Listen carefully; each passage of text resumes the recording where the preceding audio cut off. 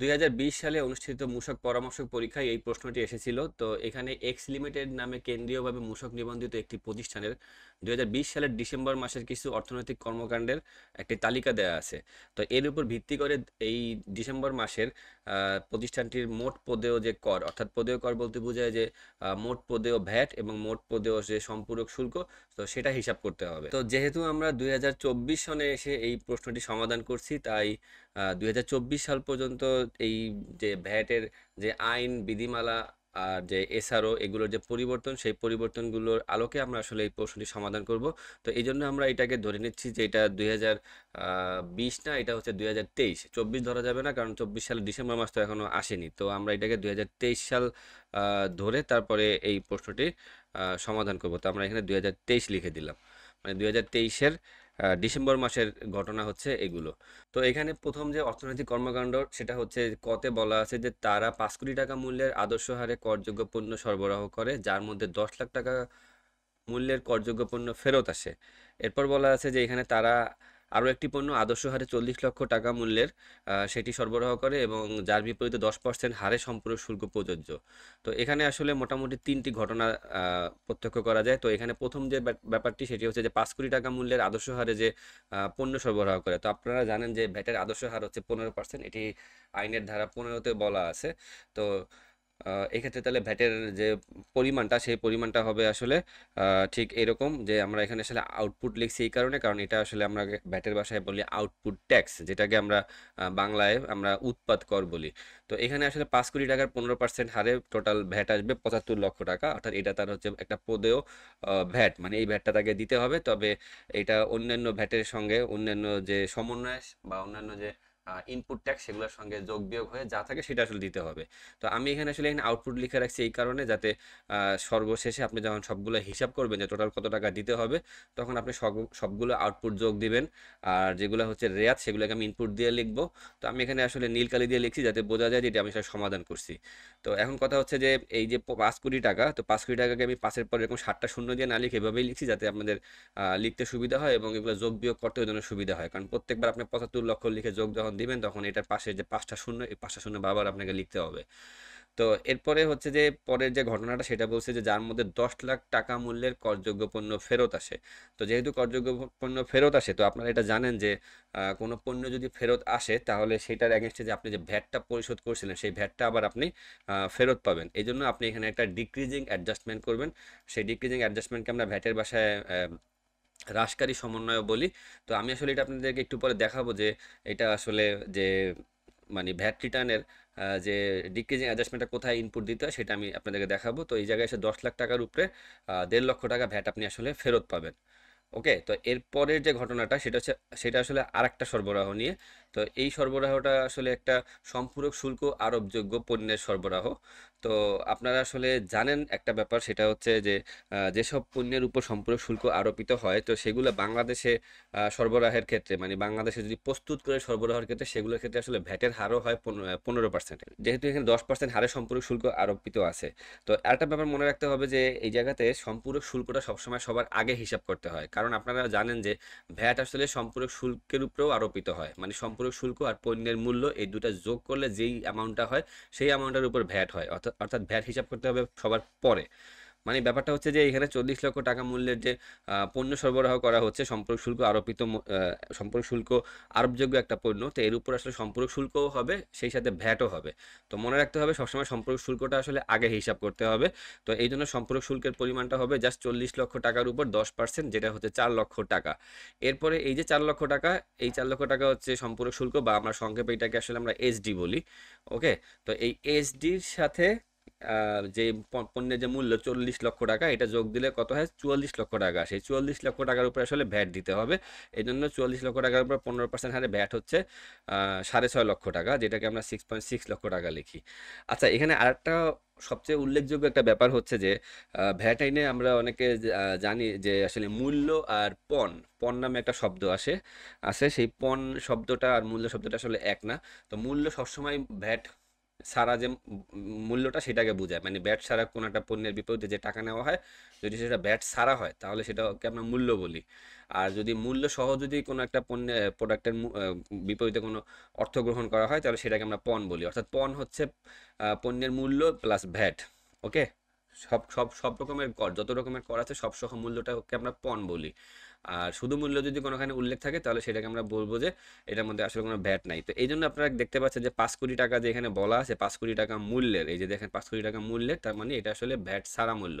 আবার 10 লাখ টাকা মূল্যের যে পণ্য ফেরত আসে এটাও আসলে ভ্যাট ছাড়া মূল্য। তারপর এখানে আরেকটা বলা আছে যে আদর্শ হারে 40 লক্ষ টাকা মূল্যের, তার মানে এটাও কি ভ্যাট ছাড়া মূল্য। তো যখনই এরকম ভ্যাট ছাড়া মূল্য বলা থাকবে তখন এরকম সরাসরি সরাসরি আসলে এই মানে ভ্যাটের যে হার সেই হারটা আসলে অ্যাপ্লাই হবে।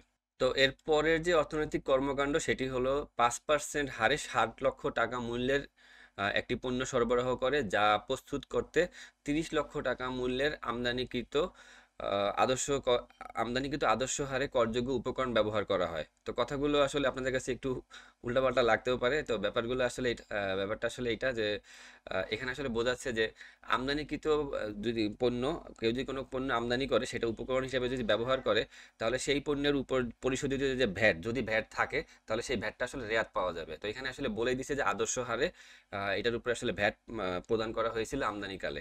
তো আপনারা এই ক্ষেত্রেও জানেন একটা ব্যাপার, সেটা হচ্ছে যে আমদানিকালে আসলে যে কোনো পণ্য বা সেবার উপর ভ্যাটের হার 15% নয়তো অব্যাহতিপ্রাপ্ত। অর্থাৎ কোনো কোনো পণ্যের ক্ষেত্রে যদি ভ্যাট থাকে কোনো পণ্যের ক্ষেত্রে তাহলে সেটার উপরে ভ্যাটের হার অবশ্যই 15% বা আদর্শ হার হবে। আর যদি না থাকে তাহলে আসলে অব্যাহতিপ্রাপ্ত বা শূন্য। ঠিক আছে? তো এখন কথা হচ্ছে অবশ্যই শূন্য বলা যাবে না, এটা অব্যাহতিপ্রাপ্ত। তো এখন এখানে ব্যাপারটা হচ্ছে যে যে এই যে 30 লক্ষ টাকা মূল্যের যে আমদানিকৃত একটা পণ্য, সেই পণ্য আসলে এই জায়গায় ব্যবহার করে এই 60 লক্ষ টাকা মূল্যের যে পণ্যটা সেই পণ্যটা তৈরি করে সরবরাহ করা হয়েছিল। তো আপনারা আইনের ধারা 46 অনুযায়ী জানেন যে যেখানে আসলে রেয়াতের শর্ত দেওয়া আছে যে কোন কোন ক্ষেত্রে রেয়াত নেওয়া যাবে আর কোন কোন ক্ষেত্রে যাবে না। তো সেখানে এরকম করে আসলে বলাই আছে যে যদি কোনো পণ্য যদি যদি কোনো উৎপাদিত পণ্য যদি হ্রাসকৃত হারে সরবরাহ করা হয় তাহলে আসলে সেটার উপরে আসলে রেয়াত পাওয়া যাবে না। অবশ্যই সেখানে বলা আছে এরকমের যে 0% অথবা 15% হারে যদি সরবরাহ করা হয় কেবল তাহলেই রেয়াত পাওয়া যাবে। 0% বলতে বোঝায় আসলে রপ্তানির ক্ষেত্রে। আর যদি কেউ 15% হারে যদি কোনো পণ্য সরবরাহ করে মানে উৎপাদিত পণ্য, তাহলেই কেবলমাত্র সে রেয়াত পাবে। তো যেহেতু এখানে 5% হারে সরবরাহ করছে, তার মানে সে এই যে আমদানি করছিল যে পণ্যটা মানে উপকরণ হিসেবে যে উপকরণটা, সেই উপকরণের উপর আসলে সে রেয়াত পাবে না। তো এখন কথা হচ্ছে যে আমরা আসলে যেহেতু এটা একটা ম্যাথমেটিক্যাল প্রবলেমের মতো, এটা যেহেতু পরীক্ষাতে আসছে, তো আমরা আসলে চেষ্টা করবো যে প্রত্যেকটা অর্থনৈতিক ঘটনার জন্য কোনো না কোনো কিছু এন্ট্রি করতে, যাতে আসলে বোঝানো যায় যে এই ব্যাপারগুলো যদি ঘটে তাহলে আসলে আমরা কিভাবে দাখিলপত্রে এন্ট্রি করি। অর্থাৎ দাখিলপত্রের মধ্যে যে আমাদের 4টা যে ভাগ আছে, একটু আগে আমি আপনাদেরকে অলরেডি বলে দিছি। একটা হচ্ছে আউটপুট ট্যাক্স বা উৎপাদ কর, একটা হচ্ছে ইনপুট ট্যাক্স বা রেয়াত, আর একটা হচ্ছে ডিক্রিজিং অ্যাডজাস্টমেন্ট, আর একটা হচ্ছে ইনক্রিজিং অ্যাডজাস্টমেন্ট। ওকে, যদিও এটা আমরা 4টা একটা ক্রমও আছে, সেই ক্রম অনুযায়ী আমরা আসলে অ্যাপ্লাই করি বা ক্রম অনুযায়ী আসলে আমরা এটা পূরণ করি দাখিলপত্রে। তো এখন কথা হচ্ছে যে এই যে 30 লক্ষ টাকা যে আমদানি করা হয়েছিল যে পণ্য, তো আমরা এখানে ধরে নিচ্ছি যে এই 30 লক্ষ টাকার পণ্য আমদানি করা হয়েছিল এই ডিসেম্বর মাসের আগে কোনো একটা মাসে আমদানি করা হয়েছিল। আর তখন আমরা এটার উপরে আসলে আমরা রেয়াত নিয়ে নিয়েছিলাম। ওকে, আমরা ধরলাম এটার উপরে রেয়াত নিয়ে নিয়েছিলাম। তাহলে এখন যেহেতু আসলে এই মাসে মানে ডিসেম্বর মাসে 2023 সালের ডিসেম্বর মাসে যেহেতু আমরা এই ওই পণ্য দিয়ে মানে ওই উপকরণ দিয়ে আমরা যে 5% হারে মানে উপকরণ দিয়ে যে মানে পণ্য তৈরি করছি সেটা আমরা আদর্শ হারে বিক্রি না করে, অর্থাৎ রেয়াতের শর্ত পূরণ করতে পারলাম না, 5% হারে বিক্রি করলাম। তার মানে এটার উপরে যে আমরা রেয়াতটা নিয়েছিলাম সেই রেয়াতটা আসলে আমাদেরকে এখন ফেরত দিয়ে দিতে হবে সরকারকে। ওকে, তো প্রথমে এখানে আসলে চিন্তা করতে, আসলে এখানে দুইটা ঘটনা ঘটতেছে। একটা ঘটনা হচ্ছে যে এই জায়গায় 5% হারে যে আপনার যে ভ্যাটের টাকাটা আসছে এটা আসলে আপনার এখন আউটপুট ট্যাক্স হিসাবে এন্ট্রি হবে। আর এটাকে আমরা পদেও ভ্যাটও বলি। এটা আসলে দাখিলপত্রের 3 নাম্বার পার্টে আসলে আমরা এন্ট্রি করি। আমি একটু পরে দাখিলপত্রটা আপনাদেরকে দেখাচ্ছি। তো এই ক্ষেত্রে ফার্স্টে আপনার যে আউটপুট ট্যাক্সটা সেটা হবে 60 লক্ষ টাকার 5%, যেটা হচ্ছে 3 লক্ষ টাকা। আর এই যে 30 লক্ষ টাকার উপর আপনি যে গ্রহণ করছিলেন মানে রেয়াত নিয়েছিলেন, সেই রেয়াতটা যেহেতু আপনাকে ফেরত দিয়ে দিতে হবে, তার মানে আপনাকে এখানে ইনক্রিজিং অ্যাডজাস্টমেন্ট করতে হবে। সেই ইনক্রিজিং অ্যাডজাস্টমেন্টে আমি আসলে এই কথাগুলো লিখে দিছি। তো আপনারা এই কথাগুলো আপনাদের মতো করে একটু ছোটোখাটো নোট দিয়ে আপনারা এইভাবে করে লিখতে পারেন। আর যদি ছোটোখাটো নোট না দিয়েও লিখেন তাহলেও খুব বেশি তো সমস্যা হবে না। তবে আপনারা যেহেতু বুঝেন, তার মানে অবশ্যই একটু নোট আসলে লিখতে খুব একটা সমস্যা হয় না। তো এই ক্ষেত্রে আপনাকে বৃদ্ধিকারী সমন্বয় করতে হবে। বৃদ্ধিকারী সমন্বয় করতে হবে সেই 30 লক্ষ টাকার উপর, কারণ 30 লক্ষ টাকার পণ্য আপনি আসলে মানে কি বলে হ্রাসকৃত হারে আপনি আসলে সেই পণ্য দিয়ে তৈরি উপকরণ বিক্রি করছেন। বাকি পণ্য দিয়ে হয়তো তৈরি উপকরণ আপনি হয়তো রপ্তানিও করতে পারেন, কিংবা আপনি হয়তো আদর্শ হারেও বিক্রি করতে পারেন। তো যতটুকু বিক্রি করতে পারেন নাই, ততটুকুর বিপরীতে যে রেয়ারটা নিয়েছিলেন সেই ততটুকু রেয়াত আপনাকে আসলে ফেরত দিতে হবে। তো এই ক্ষেত্রে মোট 4.5 লক্ষ টাকার ভ্যাট আপনাকে আসলে বৃদ্ধিকারী সমন্বয় করে সরকারকে ফেরত দিতে হবে। তো এর পরের অর্থনৈতিক কার্যক্রমটি হচ্ছে যে 60 লক্ষ টাকা মূল্যের পণ্য রপ্তানি করে যা প্রস্তুত করতে আদর্শ হারে পরিশোধিত 40 লক্ষ টাকা মূল্যের উপকরণ ব্যবহার করা হয়। অর্থাৎ এখানে আদর্শ হারে যে পরিশোধিত যে উপকরণ, এটা আসলে আমদানি করছে না লোকালি সরবরাহ করছে, মানে লোকালি ক্রয় করছে, এটা আসলে এখানে বলা নাই। তো যাই হোক, কোনো সমস্যা না। এটা মানে ব্যাপারটা হচ্ছে যে উপকরণটা আসলে ব্যবহৃত হয়েছে, সেই উপকরণের বিপরীতে আসলে 15% হারে ভ্যাট পরিশোধিত করে তারপরে 60 লক্ষ টাকা মূল্য দিয়ে পণ্য রপ্তানি করছে। তো এখানে কথা হচ্ছে যে রপ্তানির বিপরীতে আসলে ভ্যাটের হার শূন্য। আর রপ্তানির বিপরীতে যে ভ্যাটটা মানে উপকরণ তৈরি করতে যে রপ্তানিকৃত পণ্যে যে ভ্যাট দেওয়া হয়, সেই ভ্যাটটা কিন্তু আসলে রেয়াত নেওয়া হয়। এমনকি রপ্তানিকৃত পণ্যের যে উপকরণ, সেই উপকরণের বিপরীতে যদি কোনো সম্পূরক শুল্ক দেওয়া থাকে বা অন্যান্য যদি কোনো শুল্ক দেওয়া থাকে, তো সম্পূরক শুল্কের ক্ষেত্রে সেটাও একটা নির্দিষ্ট প্রসেসের মাধ্যমে ফেরত নেওয়া যায়। আর অন্যান্য যদি কোনো শুল্ক দেওয়া থাকে, অন্যান্য শুল্ক বলতে বোঝায় যদি সেই উপকরণ যদি আমদানি করা হয়, তো সেক্ষেত্রে দেখা যায় কাস্টম ডিউটি, রেগুলেটরি ডিউটি, এগুলো যদি দেওয়া থাকে, তাহলে ডেনর নিকট আবেদন করে সেগুলো আসলে ফেরত নেওয়ার একটা উপায় আছে। তো এখন কথা হচ্ছে যে রপ্তানির ক্ষেত্রে যেহেতু ভ্যাটের হার শূন্য, তার মানে এক্ষেত্রে আসলে আমরা সরাসরি লিখবো যে আউটপুট যে ভ্যাটের পরিমাণটা, সেই আউটপুট ট্যাক্সটা আসলে মানে 60 লক্ষ টাকার উপর 0%, তার মানে 0 টাকা। এটা কিন্তু আসলে অব্যাহতি প্রাপ্ত না। রপ্তানির ক্ষেত্রে আমরা ভ্যাটে জাস্ট একটু স্পেশালি এটাকে 0% বলে থাকি। এরপরে যে ব্যাপারটা হচ্ছে যে এখানে যে আসলে রেয়াত নেওয়া হয়েছে, মানে যা প্রস্তুত করতে 40 লক্ষ টাকা মূল্যের উপকরণ ব্যবহার করা হয়েছে। তো এই যে উপকরণটা, তো এই উপকরণটা এখন ঘটনাটা হচ্ছে যে এই 40 লক্ষ টাকার যে উপকরণ, এই উপকরণটা আসলে আমরা যদি ক্রয় যদি ধরলাম, এই ক্রয়টা আসলে এই মাসেই হয়েছে। ঠিক আছে, মানে ডিসেম্বর মাসেই হয়েছে। তো ডিসেম্বর মাসে যদি হয়ে থাকে, তাহলে ডিসেম্বর মাসেই আমরা এটাকে রেয়াত নিয়ে নিব। যদিও রেয়াতের একটা নির্দিষ্ট সময়সীমা আছে যে 4 মাসের মধ্যে রেয়াত নিতে হয়, ক্রয়ের পর থেকে 4 মাস। তো এখন কথা হচ্ছে যে এই রেয়াতটা যদি এই মাসেই আমরা নিই, তাহলে রেয়াতটার হিসাবটা ঠিক এরকম করে হবে যে ইনপুট ট্যাক্স হবে, মানে রেয়ারটা আমি আসলে ফেরত পাবো। ওকে, মানে আউটপুট ট্যাক্সগুলো থেকে আসলে ইনপুট ট্যাক্সগুলো বিয়োগ হয়। আমরা দেখছি ইনপুট ট্যাক্সের ফিগারটা পদের হিসাবে আসলে বিয়োগ হয়। তো এখানে আমদানিকালে পরিশোধিত ভ্যাট রেয়াত গ্রহণ 40 লক্ষ টাকার উপর 15% হারে, কারণ এখানে বলে দিয়েছে যে আদর্শ হারে। তো আদর্শ হারে 15% হারে 40 লক্ষ টাকার উপর ভ্যাট হচ্ছে 6 লক্ষ টাকা। 6 লক্ষ টাকার ভ্যাট আসলে আমরা ফেরত পাবো। তো এটা আসলে আপনারা কনফার্ম হতে পারেন যে আইনের ধারা যে 46 আছে, সেই 46-এর ভিতরে এই জায়গাতে উল্লেখ করা আছে, এই যে 46-এর ঠতে, 46-এর আসলে দফা না, এটা আসলে ধারা 46 নম্বর ধারার উপধারা 1-এর দফা ঠতে আসলে এই জায়গায় এরকম করে বলা আছে, এই যে রপ্তানির ক্ষেত্র ব্যতীত আর মূসকের হার 15%-এর নিচে। আসলে এটা আসলে কোন কোন ক্ষেত্রে রেয়াত নেওয়া যাবে না তার একটা তালিকা। তো এখানে বলে দিছি যে রপ্তানি ক্ষেত্র বাদে, মানে রপ্তানি ক্ষেত্র বাদে মানে কি, রপ্তানি ক্ষেত্রে আসলে রেয়াত নেওয়া যাবে। আর মূসকের হার 15% বাদে, তার মানে কি মূসকের হার 15% হলেও রেয়াত নেওয়া যাবে। ঠিক আছে, তো এই যে বাদে যদি অন্য কোনো ক্ষেত্র যদি হয়, যেমন যদি হয় সুনির্দিষ্ট কর আরোপিত আছে, যেমন আপনারা দেখছেন যে ইট বিক্রি করে, ইট, ওই যে প্রতি পিস ইটের ক্ষেত্রে একটা নির্দিষ্ট ভ্যাট, আরও এরকম অনেক পণ্য আছে যে সুনির্দিষ্ট হার বলা আছে। সুতার ক্ষেত্রেও মনে হয় বলা আছে, আরও কি কি যেন আছে, এরকমের বেশ কিছু পণ্য সুনির্দিষ্ট হার। তো ওইসব ক্ষেত্রে রেয়াত নেওয়া যাবে না। আর যদি আহ, ঠিক আছে, তো এইসব ক্ষেত্রে রেয়াত নেওয়া যাবে না। তো মানে সুনির্দিষ্ট কর আরোপিত রয়েছে এমন নির্দিষ্টকৃত কোনো পণ্য বা সেবা সরবরাহের ক্ষেত্রে কৃত উপকরণের উপর পরিশোধিত মূল্যহরণযোগ্য কর রেয়াত নেওয়া যাবে না। ওকে, মানে এই দুটা হার বাদে, শূন্য হার আর 15% হার বাদে বাকি সব ক্ষেত্রে আপনি রেয়াত নিতে পারবেন। তো এটা কিন্তু একটা সংশোধিত হয়েছিল, এটা সংশোধিত হয়েছিল 2021 সালে। 2021 সালের আগে এখানে রপ্তানির ক্ষেত্র ব্যতীত এই শব্দটুকু আসলে ছিল না, শুধুমাত্র মূসকের হার 15% ছিল। তো তখন রপ্তানির বিপরীতে আসলে ভ্যাট রেয়াত নেওয়া যেত না, তবে তখন সম্ভবত ডিক্রিজিং অ্যাডজাস্টমেন্ট করে এই রপ্তানির বিপরীতে পরিশোধিত ভ্যাটটা অনেকে ফেরত নিত। আবার ধারা 47-এও কিন্তু এই জায়গাতেও কিন্তু এটা উল্লেখ করা আছে যে এই জায়গায় রপ্তানির বিপরীতে আমরা আসলে মোটামুটি যতগুলো ক্যাটাগরিতে আমরা পণ্য সরবরাহ করি, যতগুলো হারে, সেগুলো হচ্ছে মূলত একটা হচ্ছে আদর্শ হার, মানে 15% হার। আদর্শ হার বাদে অন্য যত যত হার আছে, 10%, তারপর 7.5%, 5%, 2.4%, এরকম যত হার আছে এগুলোকে আমরা হ্রাসকৃত হার বলি। তো এখানে বলাই আছে আদর্শ হার, হ্রাসকৃত হার, সুনির্দিষ্ট কর, আরটা হচ্ছে অব্যাহতিপ্রাপ্ত, আরটা হচ্ছে শূন্য হার বিশিষ্ট। তো এরকমের মোট এতগুলো হারে কোনো পণ্য সরবরাহ করা যায়। তো এদের মধ্য থেকে যদি কেবল এখানে আবার বলাই আছে স্পষ্ট করে যে যদি কেবল শূন্য হার, এই যে বলা আছে কেবল শূন্য হার ও আদর্শ হারে যদি সরবরাহ করেন তাহলেই আপনি রেয়াত পাবেন। মানে এই সরবরাহের কৃত পণ্য বা সেবার উপকরণ হিসেবে আপনি যে ভ্যাট উপকরণগুলো সংগ্রহ করতে যে ভ্যাট দিয়েছিলেন সেই ভ্যাটটা আপনি আসলে রেয়াত পাবেন। তো এখানেও বলা আছে যে শূন্য হার আর আদর্শ হার বাদে। তো এটাও আসলে সংশোধিত হয়েছে 2022 সালে, মানে এই রিসেন্টলি। তো তার আগে হয়তো এই ধারাটা আসলে ছিলই না, কারণ এটা দেখেই বোঝা যাচ্ছে একের পর এক কারণ দুই আগে থেকে এখানে ফিক্সড হয়েছিল।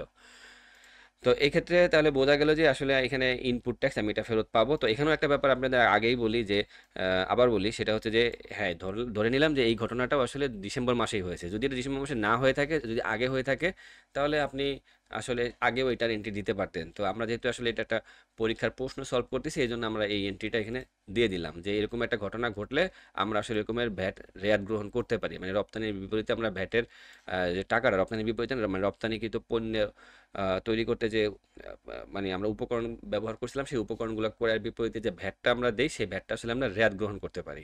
তো এর পরের যে অর্থনৈতিক কার্যক্রম সেটি হচ্ছে যে তারা মানে এক্স লিমিটেড উপকরণ আমদানি করে 30 লক্ষ টাকা কাস্টমস ডিউটি, আর 49.49 লক্ষ টাকা মূসক মানে ভ্যাট, আর 16.5 লক্ষ টাকা মানে 16,50,000 টাকা আসলে আগাম কর, যেটিকে আমরা আসলে অ্যাডভান্স ট্যাক্স বা সংক্ষেপে এটি বলে থাকি। আর 15 লক্ষ টাকা অ্যাডভান্স ইনকাম ট্যাক্স বা এআইটি পরিশোধ করে। তো এখানে আসলে অনেকগুলো ইনফরমেশন আপনার কোনো কাজেই লাগবে না, যেমন এআইটি আমাদের এখানে কোনো কাজে লাগবে না, কাস্টম ডিউটিও কোনো কাজে লাগবে না।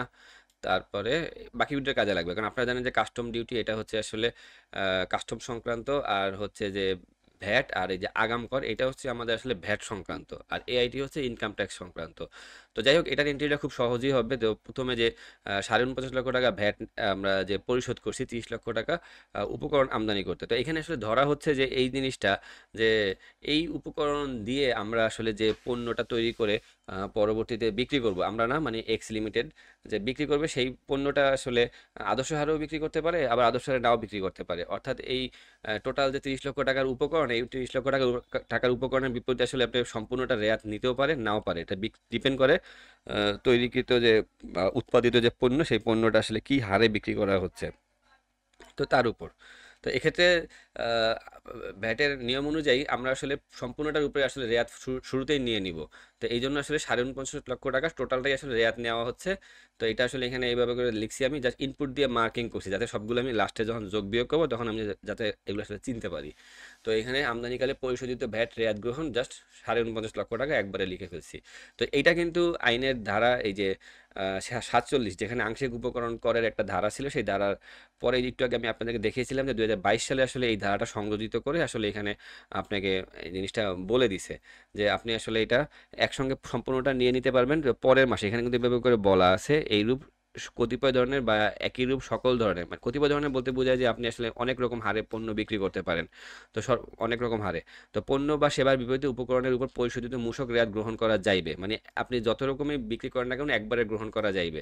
এরপরে বলছে এবং এর পর এবং এইরূপ ক্ষেত্রে নিবন্ধিত ব্যক্তি কর্তৃক উপকরণ হিসেবে পণ্য বা সেবা গ্রহণের পর ধারা 46 অনুসরণ পূর্বক, ধারা 46 মানে ঠিক এর আগের ধারাটা, সরবরাহের বিপরীতে রেয়াত গ্রহণ করিতে পারিবেন, তবে এই তবের পরে কিন্তু আসলে আপনার সেই কথাটা লিখছে যে তবে সংশ্লিষ্ট কর্মমেয়াদ সমাপ্তির পর, মানে যে কর্মমেয়াদে আপনি রেয়াতটা নিয়ে নিছেন তার সেই কর্মমেয়াদ সমাপ্তির পর, পরের কর্মমেয়াদে সমাপ্তির পর তাহাকে উক্ত কর্মমেয়াদে সরবরাহকৃত হ্রাসকৃত বা সুনির্দিষ্ট হার, মানে যেসব ক্ষেত্রে আপনি রেয়াত পাবেন না, হ্রাসকৃত বা সুনির্দিষ্ট হার, সুনির্দিষ্ট কর বা অব্যাহতিপ্রাপ্ত বা এইরূপ কতিপয় ধরনের মানে বলতে বোঝায় যে আপনি এরকম একাধিক ধরনের বা এইরূপ সকল ধরনের আপনি যদি বিক্রি করে থাকেন কোনো পণ্য, ঠিক আছে, বা কোনো সেবা, তাহলে গৃহীত মানে কি গ্রহণকৃত, যে রেয়াতটা আপনি গ্রহণ করেছিলেন শুরুতেই, ওকে, গৃহীত রেয়াত বৃদ্ধিকারী সমন্বয় পূর্বক, মানে বৃদ্ধিকারী সমন্বয়ের মাধ্যমে দাখিলপত্রে প্রদর্শন করিতে হইবে। দাখিলপত্রে প্রদর্শন করা মানে আসলে বৃদ্ধিকারী সমন্বয়ের মাধ্যমে সরকারকে আসলে ফেরত দিয়ে দিতে হবে। ওকে, তো এই নিয়মটা এখানে একদম স্পষ্ট করে উল্লেখ করেই দিছে। তো এই ক্ষেত্রে আপনি তাহলে এই যে 30 লক্ষ টাকার যে পণ্যটা আমদানি করা হয়েছিল উপকরণ হিসেবে, তাহলে সেই উপকরণটার বিপরীতে যে রেয়াতটা আসবে, ভ্যাটের টাকাটা 49.5 লক্ষ টাকা, টোটাল টাকাটি আপনি রেয়াত নিয়ে নিতে পারবেন। এটা যেহেতু ডিসেম্বর মাসের ঘটনা, পরবর্তীতে আপনি যদি সব পণ্য ওই রেয়াতের শর্ত পূরণ করে বিক্রি করতে না পারেন, তাহলে আপনি বৃদ্ধিকারী সমন্বয় করে ফেরত দিয়ে দেবেন। সেটা হচ্ছে পরের মাস থেকে পরের মাসের ব্যাপার। ওকে, এরপরের যে ব্যাপারটা হচ্ছে যে 16.5 লক্ষ টাকা আগাম কর আহ, পরিশোধ করা হয়েছে। তো আপনারা এই আগাম করের ব্যাপারটা জানেন, এটা আসলে আইনের ধারা সম্ভবত 31-এ মনে হয় আগাম কর নিয়ে বলা আছে। 31, হ্যাঁ ঠিক আছে, ধারা 31-এ বলা আছে আগাম কর পরিশোধ ও সমন্বয়। তো এটা আপনারা একটু পরে দেখতে পারেন, আমি এখানে ডিটেল বললাম না। তো এই আগাম করের ব্যাপারটা হচ্ছে যে আহ, আমদানিকারকের ক্ষেত্রে আসলে মানে যদি বাণিজ্যিক আমদানিকারক হয় তাহলে 5%, আর উৎপাদনকারীর ক্ষেত্রে এটা আসলে 3% হয় সাধারণত। তো আগাম করটা নেওয়া হয় শুধুমাত্র যাতে আপনি ভ্যাট রিটার্ন সাবমিট করেন বা ভ্যাটের নিয়ম কানুন আপনি আসলে মেনে চলেন। তো এই জায়গাতেও আপনাকে একটা সময়সীমা বেঁধে দিছে যে আহ, এইখানে বলে দিছে যে কত দিনের মধ্যে, এই 4 মাসের মধ্যে, মানে যে কর্মমেয়াদে আপনার এই ঘটনাটা ঘটবে সেই মাস আর পরের 4 মাস হিসাবে আপনি 5 মাস পেতে পারেন, যদি মোটামুটি কোনো একটা মাসের শুরুর দিকে আপনি আমদানি করে থাকেন। তো যাই হোক, এই সময়সীমাটা বেঁধে দিয়েছে এই কারণে যাতে আপনি এই সময়সীমার মধ্যে এই যে আগাম কর যে আপনি আমদানিকালে দিয়েছেন সেই টাকাটা যাতে আপনি ফেরত দাবি করতে পারেন। এই ফেরত দাবি করার একটাই উপায় যে আপনাকে আসলে দাখিলপত্রের মাধ্যমে এই মানে ফেরত দাবি করতে হবে, দাখিলপত্রের হ্রাসকারী সমন্বয়ের মাধ্যমে, যাতে আপনি দাখিলপত্র দাখিল করেন, ভ্যাটের নিয়ম কানুন মেনে চলেন। ওকে, তো এখানে একটা ব্যাপার আপনার মাথায় রাখতে হবে যে এই আগাম করটা ফেরত পাওয়ার জন্য কিন্তু কোনো শর্ত নাই, একদম সব রকম শর্ত ব্যতি রেখে আপনি রেয়াত নেন না না নেন বা আপনি যাই করেন না কেন, মোটামুটি রিটার্ন দাখিল করলেই আপনি আগাম করের টাকাটা ফেরত পাবেন। এটা সব রকম আমদানিকারকের ক্ষেত্রে, যে কোনো আমদানিকারক যদি কোনো আগাম কর দিয়ে থাকে তাহলে অবশ্যই সে দাখিলপত্র দাখিলের মাধ্যমে এই আগাম করের টাকাটা সে ফেরত পাবে। এক্ষেত্রে আর কোনো কঠিন কোনো শর্ত নাই। ওকে, কঠিন কোনোই শর্ত নাই। তো যাই হোক, এখন এই ক্ষেত্রে তাহলে আগাম করটা সে ফেরত পাবে, এটা তো আমি ডিক্রিজিং অ্যাডজাস্টমেন্টের মাধ্যমে ফেরত নিতে হবে। তো ডিক্রিজিং অ্যাডজাস্টমেন্টের এখান থেকে আমি আগাম কর ফেরতের টাকাটা হবে, জাস্ট লিখলাম যে আগাম কর হ্রাসকারী সমন্বয় 16.5 লাখ টাকা। তো এই যে আপনারা দেখতে পাচ্ছেন যে দাখিলপত্রে যে আগাম করটা ফেরত নেওয়া হয়, সেখানে আসলে এখানে একটা নোট, আলাদা করে একটা নোটই দেওয়া আছে যে advance tax paid at import exchange, মানে 30 নম্বর নোটের মধ্যে গিয়ে আপনি এই সাব ফর্মে ক্লিক করলে এটা ওপেন হবে। ওপেন হওয়ার পর আপনি আপনার বিল অফ এন্ট্রি দিয়ে আপনি সার্চ দিলেই দেখবেন যে আপনার আগাম করার টাকাটা অটোমেটিক সে জায়গায় এন্ট্রি হয়েই আছে। আপনি শুধু এখানে জাস্ট এটা ক্লিক করে দিবেন, ক্লিক করে আপনি জাস্ট ওই টাকাটা আপনি চাইবেন, তখন দেখবেন যে ওখানে যতগুলো বিল অফ এন্ট্রি, মানে সরি বিল অফ এন্ট্রি যতগুলো আইটেমের এগেনস্টে আপনি এটি দিচ্ছেন সেই এটির যে ফিগার, টোটাল ফিগারটা এখানে অটোমেটিক যোগ হয়ে চলে আসবে। প্রত্যেকটা আপনি আলাদা আলাদা করে আপনি ইনপুট দেবেন। এটা অনেকেই জানেন আসলে যারা ইনপুট করে ভ্যাট রিটার্ন সাবমিট করেন।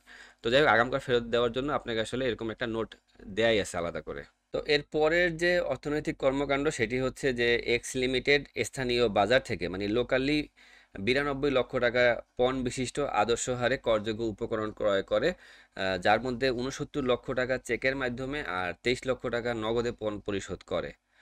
এরপরে আরেকটা ব্যাপার হয়, সেটা হচ্ছে যে গুণগত মান খারাপ হওয়ায় 11.5 লক্ষ টাকা পণ বিশিষ্ট উপকরণ ফেরত দেয়। তো এখানে কয়েকটা ব্যাপার আসলে খুব বেশি লক্ষণীয়, সেটা হচ্ছে যে এখানে সবার আগে আপনারা খেয়াল করছেন এখানে কিন্তু আসলে মূল্য বলেনি, বলছে পণ, পণ বিশিষ্ট। এখানে সব পণ নিয়ে কথাবার্তা বলছে, যে যে টাকা পণ্য আহ, ফেরত দেয় সেটাও আসলে বলছে 11 লক্ষ, 11.5 লক্ষ টাকা পণ বিশিষ্ট পণ্য ফেরত দেয়। আর যে চেকের মাধ্যমে নিছে, নগদ নিছে, সেগুলো আসলে সব পণ বিশিষ্ট, মানে কি পণ, পণ বলতে বোঝায় যে আসলে ভ্যাট সহ যে মূল্যটা সেই মূল্য। আর একটা ব্যাপার খেয়াল করার ব্যাপার হচ্ছে যে এখানে আসলে বলছে যে আদর্শ হারে, তার মানে কি আসলে 15% হারে এই পণ্যগুলো স্থানীয় বাজার থেকে আসলে ক্রয় করেছিল। তো এখানে একটা ব্যাপার লক্ষণীয়, যেটা এক্ষেত্রে যে যে 92 লক্ষ টাকার মধ্যে যে 23 লক্ষ টাকার যে পণ পরিশোধ মানে নগদে পরিশোধ করে, তো এইটার ক্ষেত্রে এই যে উপকরণটা ক্রয় করছে, তো এই উপকরণটা বিপরীতে যে পরিশোধিত ভ্যাট, এই ভ্যাটটা আসলে সে রেয়াত পাবে না। তো এইটা আসলে ধারা 46-এই বলা আছে। আপনারা ধারা 46টা খেয়াল করলেই দেখবেন যে ধারা 46-এর একদম শুরুর দিকেই বলা আছে, 46-এর উপধারা 1-এর দফা কতেই বলা আছে। তো এটা আসলে 2022 সালে মডিফাই হয়। তো এখানে বলা আছে একই মালিকানাধীন নিবন্ধিত সরবরাহকারী সরবরাহকারীদের মধ্যে উপকরণ ক্রয় বিক্রয়ের ক্ষেত্র ব্যতীত। তো এই কথাটুকু আসলে পরবর্তীতে অ্যাড করছে যে অনেক সময় দেখা যায় যে কেন্দ্রীয়ভাবে নিবন্ধিত বা বড় বড় প্রতিষ্ঠানের ক্ষেত্রে যে মালিক একই, কিন্তু দেখা যায় তাদের এক জায়গা থেকে আরেক জায়গায় পণ্য স্থানান্তর করতে হয়। তো সেই ক্ষেত্র ব্যতীত, ওকে, সেই সব ক্ষেত্র ব্যতীত। আর বলছে যে পণ্যের মূল্য যদি উপকরণ আর কি, উপকরণের মূল্য যদি 1 লক্ষ টাকা অতিক্রম করে, আর সেই ক্ষেত্রে যদি আপনি সম্পূর্ণ উপকরণের মূল্য যদি ব্যাংকিং মাধ্যমে পরিশোধ না করেন। ওকে, তো এই কথাটা এখানে বলা বলা আছে যে উক্ত সরবরাহের সমুদায় পণ ব্যাংকিং মাধ্যম বা মোবাইল ব্যাংকিং মাধ্যম ব্যতিরেকে পরিশোধ করা যদি না হয়, ঠিক আছে? তাহলে আপনি উপকরণ কর রেয়াত পাবেন না ওই উপকরণের বিপরীতে। ঠিক আছে? কারণ এটা আসলে কোন কোন ক্ষেত্রে উপকরণ কর রেয়াত পাবে না তার একটা তালিকা। তো এই মোবাইল ব্যাংকিং মাধ্যমে যদি পরিশোধ না করেন, এটাও আগে এই কথাটাও আগে ছিল না, এটা পরবর্তীতে সংযোজন করা হয়েছে। ওকে, তো আরেকটা ব্যাপার আমি আগেই বলে রাখি যে সেটা হচ্ছে যে এই শর্তটা একটু আগে আমরা দেখছিলাম যে সেটা হচ্ছে যে যদি কেউ অনেক আগে যদি রেয়াত নিয়েই থাকে, মানে রেয়াত পাওয়ার মানে পণ্য ক্রয় করে যদি রেয়াত সঙ্গে সঙ্গে যদি নিয়ে নেয়, মানে সেই কর মেয়াদে, এরপর পরবর্তী যে কর মেয়াদ আছে সেই পরবর্তী কোনো কর মেয়াদে যদি সেই অনুযায়ী যদি সে বিক্রি না করে, সেই অনুযায়ী বলতে বোঝে কি, মানে রেয়াতের শর্ত অনুযায়ী যদি বিক্রি না করে, তো রেয়াতের শর্ত কি, এটা নিচেই বলা আছে যে হয় রপ্তানি করতে হবে নয়তো 15% হারে বিক্রি করতে হবে। আরও কিছু শর্ত আছে, ওকে, ধারা 46-এ সেগুলো বলা আছে। তো কথা হচ্ছে যে যদি আপনি রেয়াত পরবর্তীতে না নেন, তাহলে যতটুকুর উপরে রেয়াত নিবেন না, মানে যতটুকুর উপরে রেয়াতের শর্ত পূরণ করতে পারলেন না, ততটুকু রেয়াতের পরিমাণ যে ভ্যাট, সেই ভ্যাটটা আপনাকে আসলে বৃদ্ধিকারী সমন্বয়ের মাধ্যমে ফেরত দিয়ে দিতে হবে। ওকে, তো এই কথাটা বলা আছে 2 কতে, যেটা আসলে 2022 সালে সংযোজিত হয়। তো যাই হোক, এখন সেটার আলোকে যদি আমি এটা সমাধান করতে যাই, তাহলে প্রথমে যে ইনপুট ট্যাক্স, তো ইনপুট ট্যাক্সের ব্যাপারটা হচ্ছে এটা যে আমি এখানে আসলে লিখে দিছি একটু, এটা আপনারা চাইলে লিখতে পারেন। সেটা হচ্ছে যে ধারা 46 অনুযায়ী ব্যাংকিং চ্যানেলে মূল্য পরিশোধ না করলে ক্রয়কৃত উপকরণের বিপরীতে পরিশোধিত মূসক রেয়াত পাওয়া যায় না। ওকে, এরপরে আমি বলছি যে তো এক্ষেত্রে আংশিক উপকরণ রেয়াত, মানে আপনি আসলে কতটুকু আংশিক উপকরণ করে রেয়াত পাবেন, সেটা আমি একবারে হিসাব করে দিছি। তো একবারে বোঝাই যাচ্ছে যে 92 লক্ষ টাকা সম্পূর্ণের উপর রেয়াত পাওয়া যাবে না, রেয়াত পাওয়া যাবে শুধুমাত্র ব্যাংকিং চ্যানেলে যতটুকু পরিশোধ করা হয় মূল্য, ততটুকুর উপর রেয়াত পাওয়া যাবে। এই জন্য 69 লক্ষ টাকার উপর রেয়াত পাওয়া যাবে। তো এখানে একটা স্পেশাল ব্যাপার, সেটা আগে আমি বলে দিছি যে এটা আসলে 69 লক্ষ টাকা কিন্তু আসলে পণ্যের যে সেই হচ্ছে 69 লক্ষ টাকা, মানে এই 69 লক্ষ টাকার মধ্যে আসলে ভ্যাট ইনক্লুডেড আছে। তো ভ্যাট ইনক্লুডেড থাকলে 69 লক্ষ টাকা থেকে কিভাবে ভ্যাটের পরিমাণটা বের করে, এটা হচ্ছে একটা কর ভগ্নাংশ নামে একটা ভগ্নাংশ আছে, সেই ভগ্নাংশ দিয়ে আসলে গুণ করতে হয়।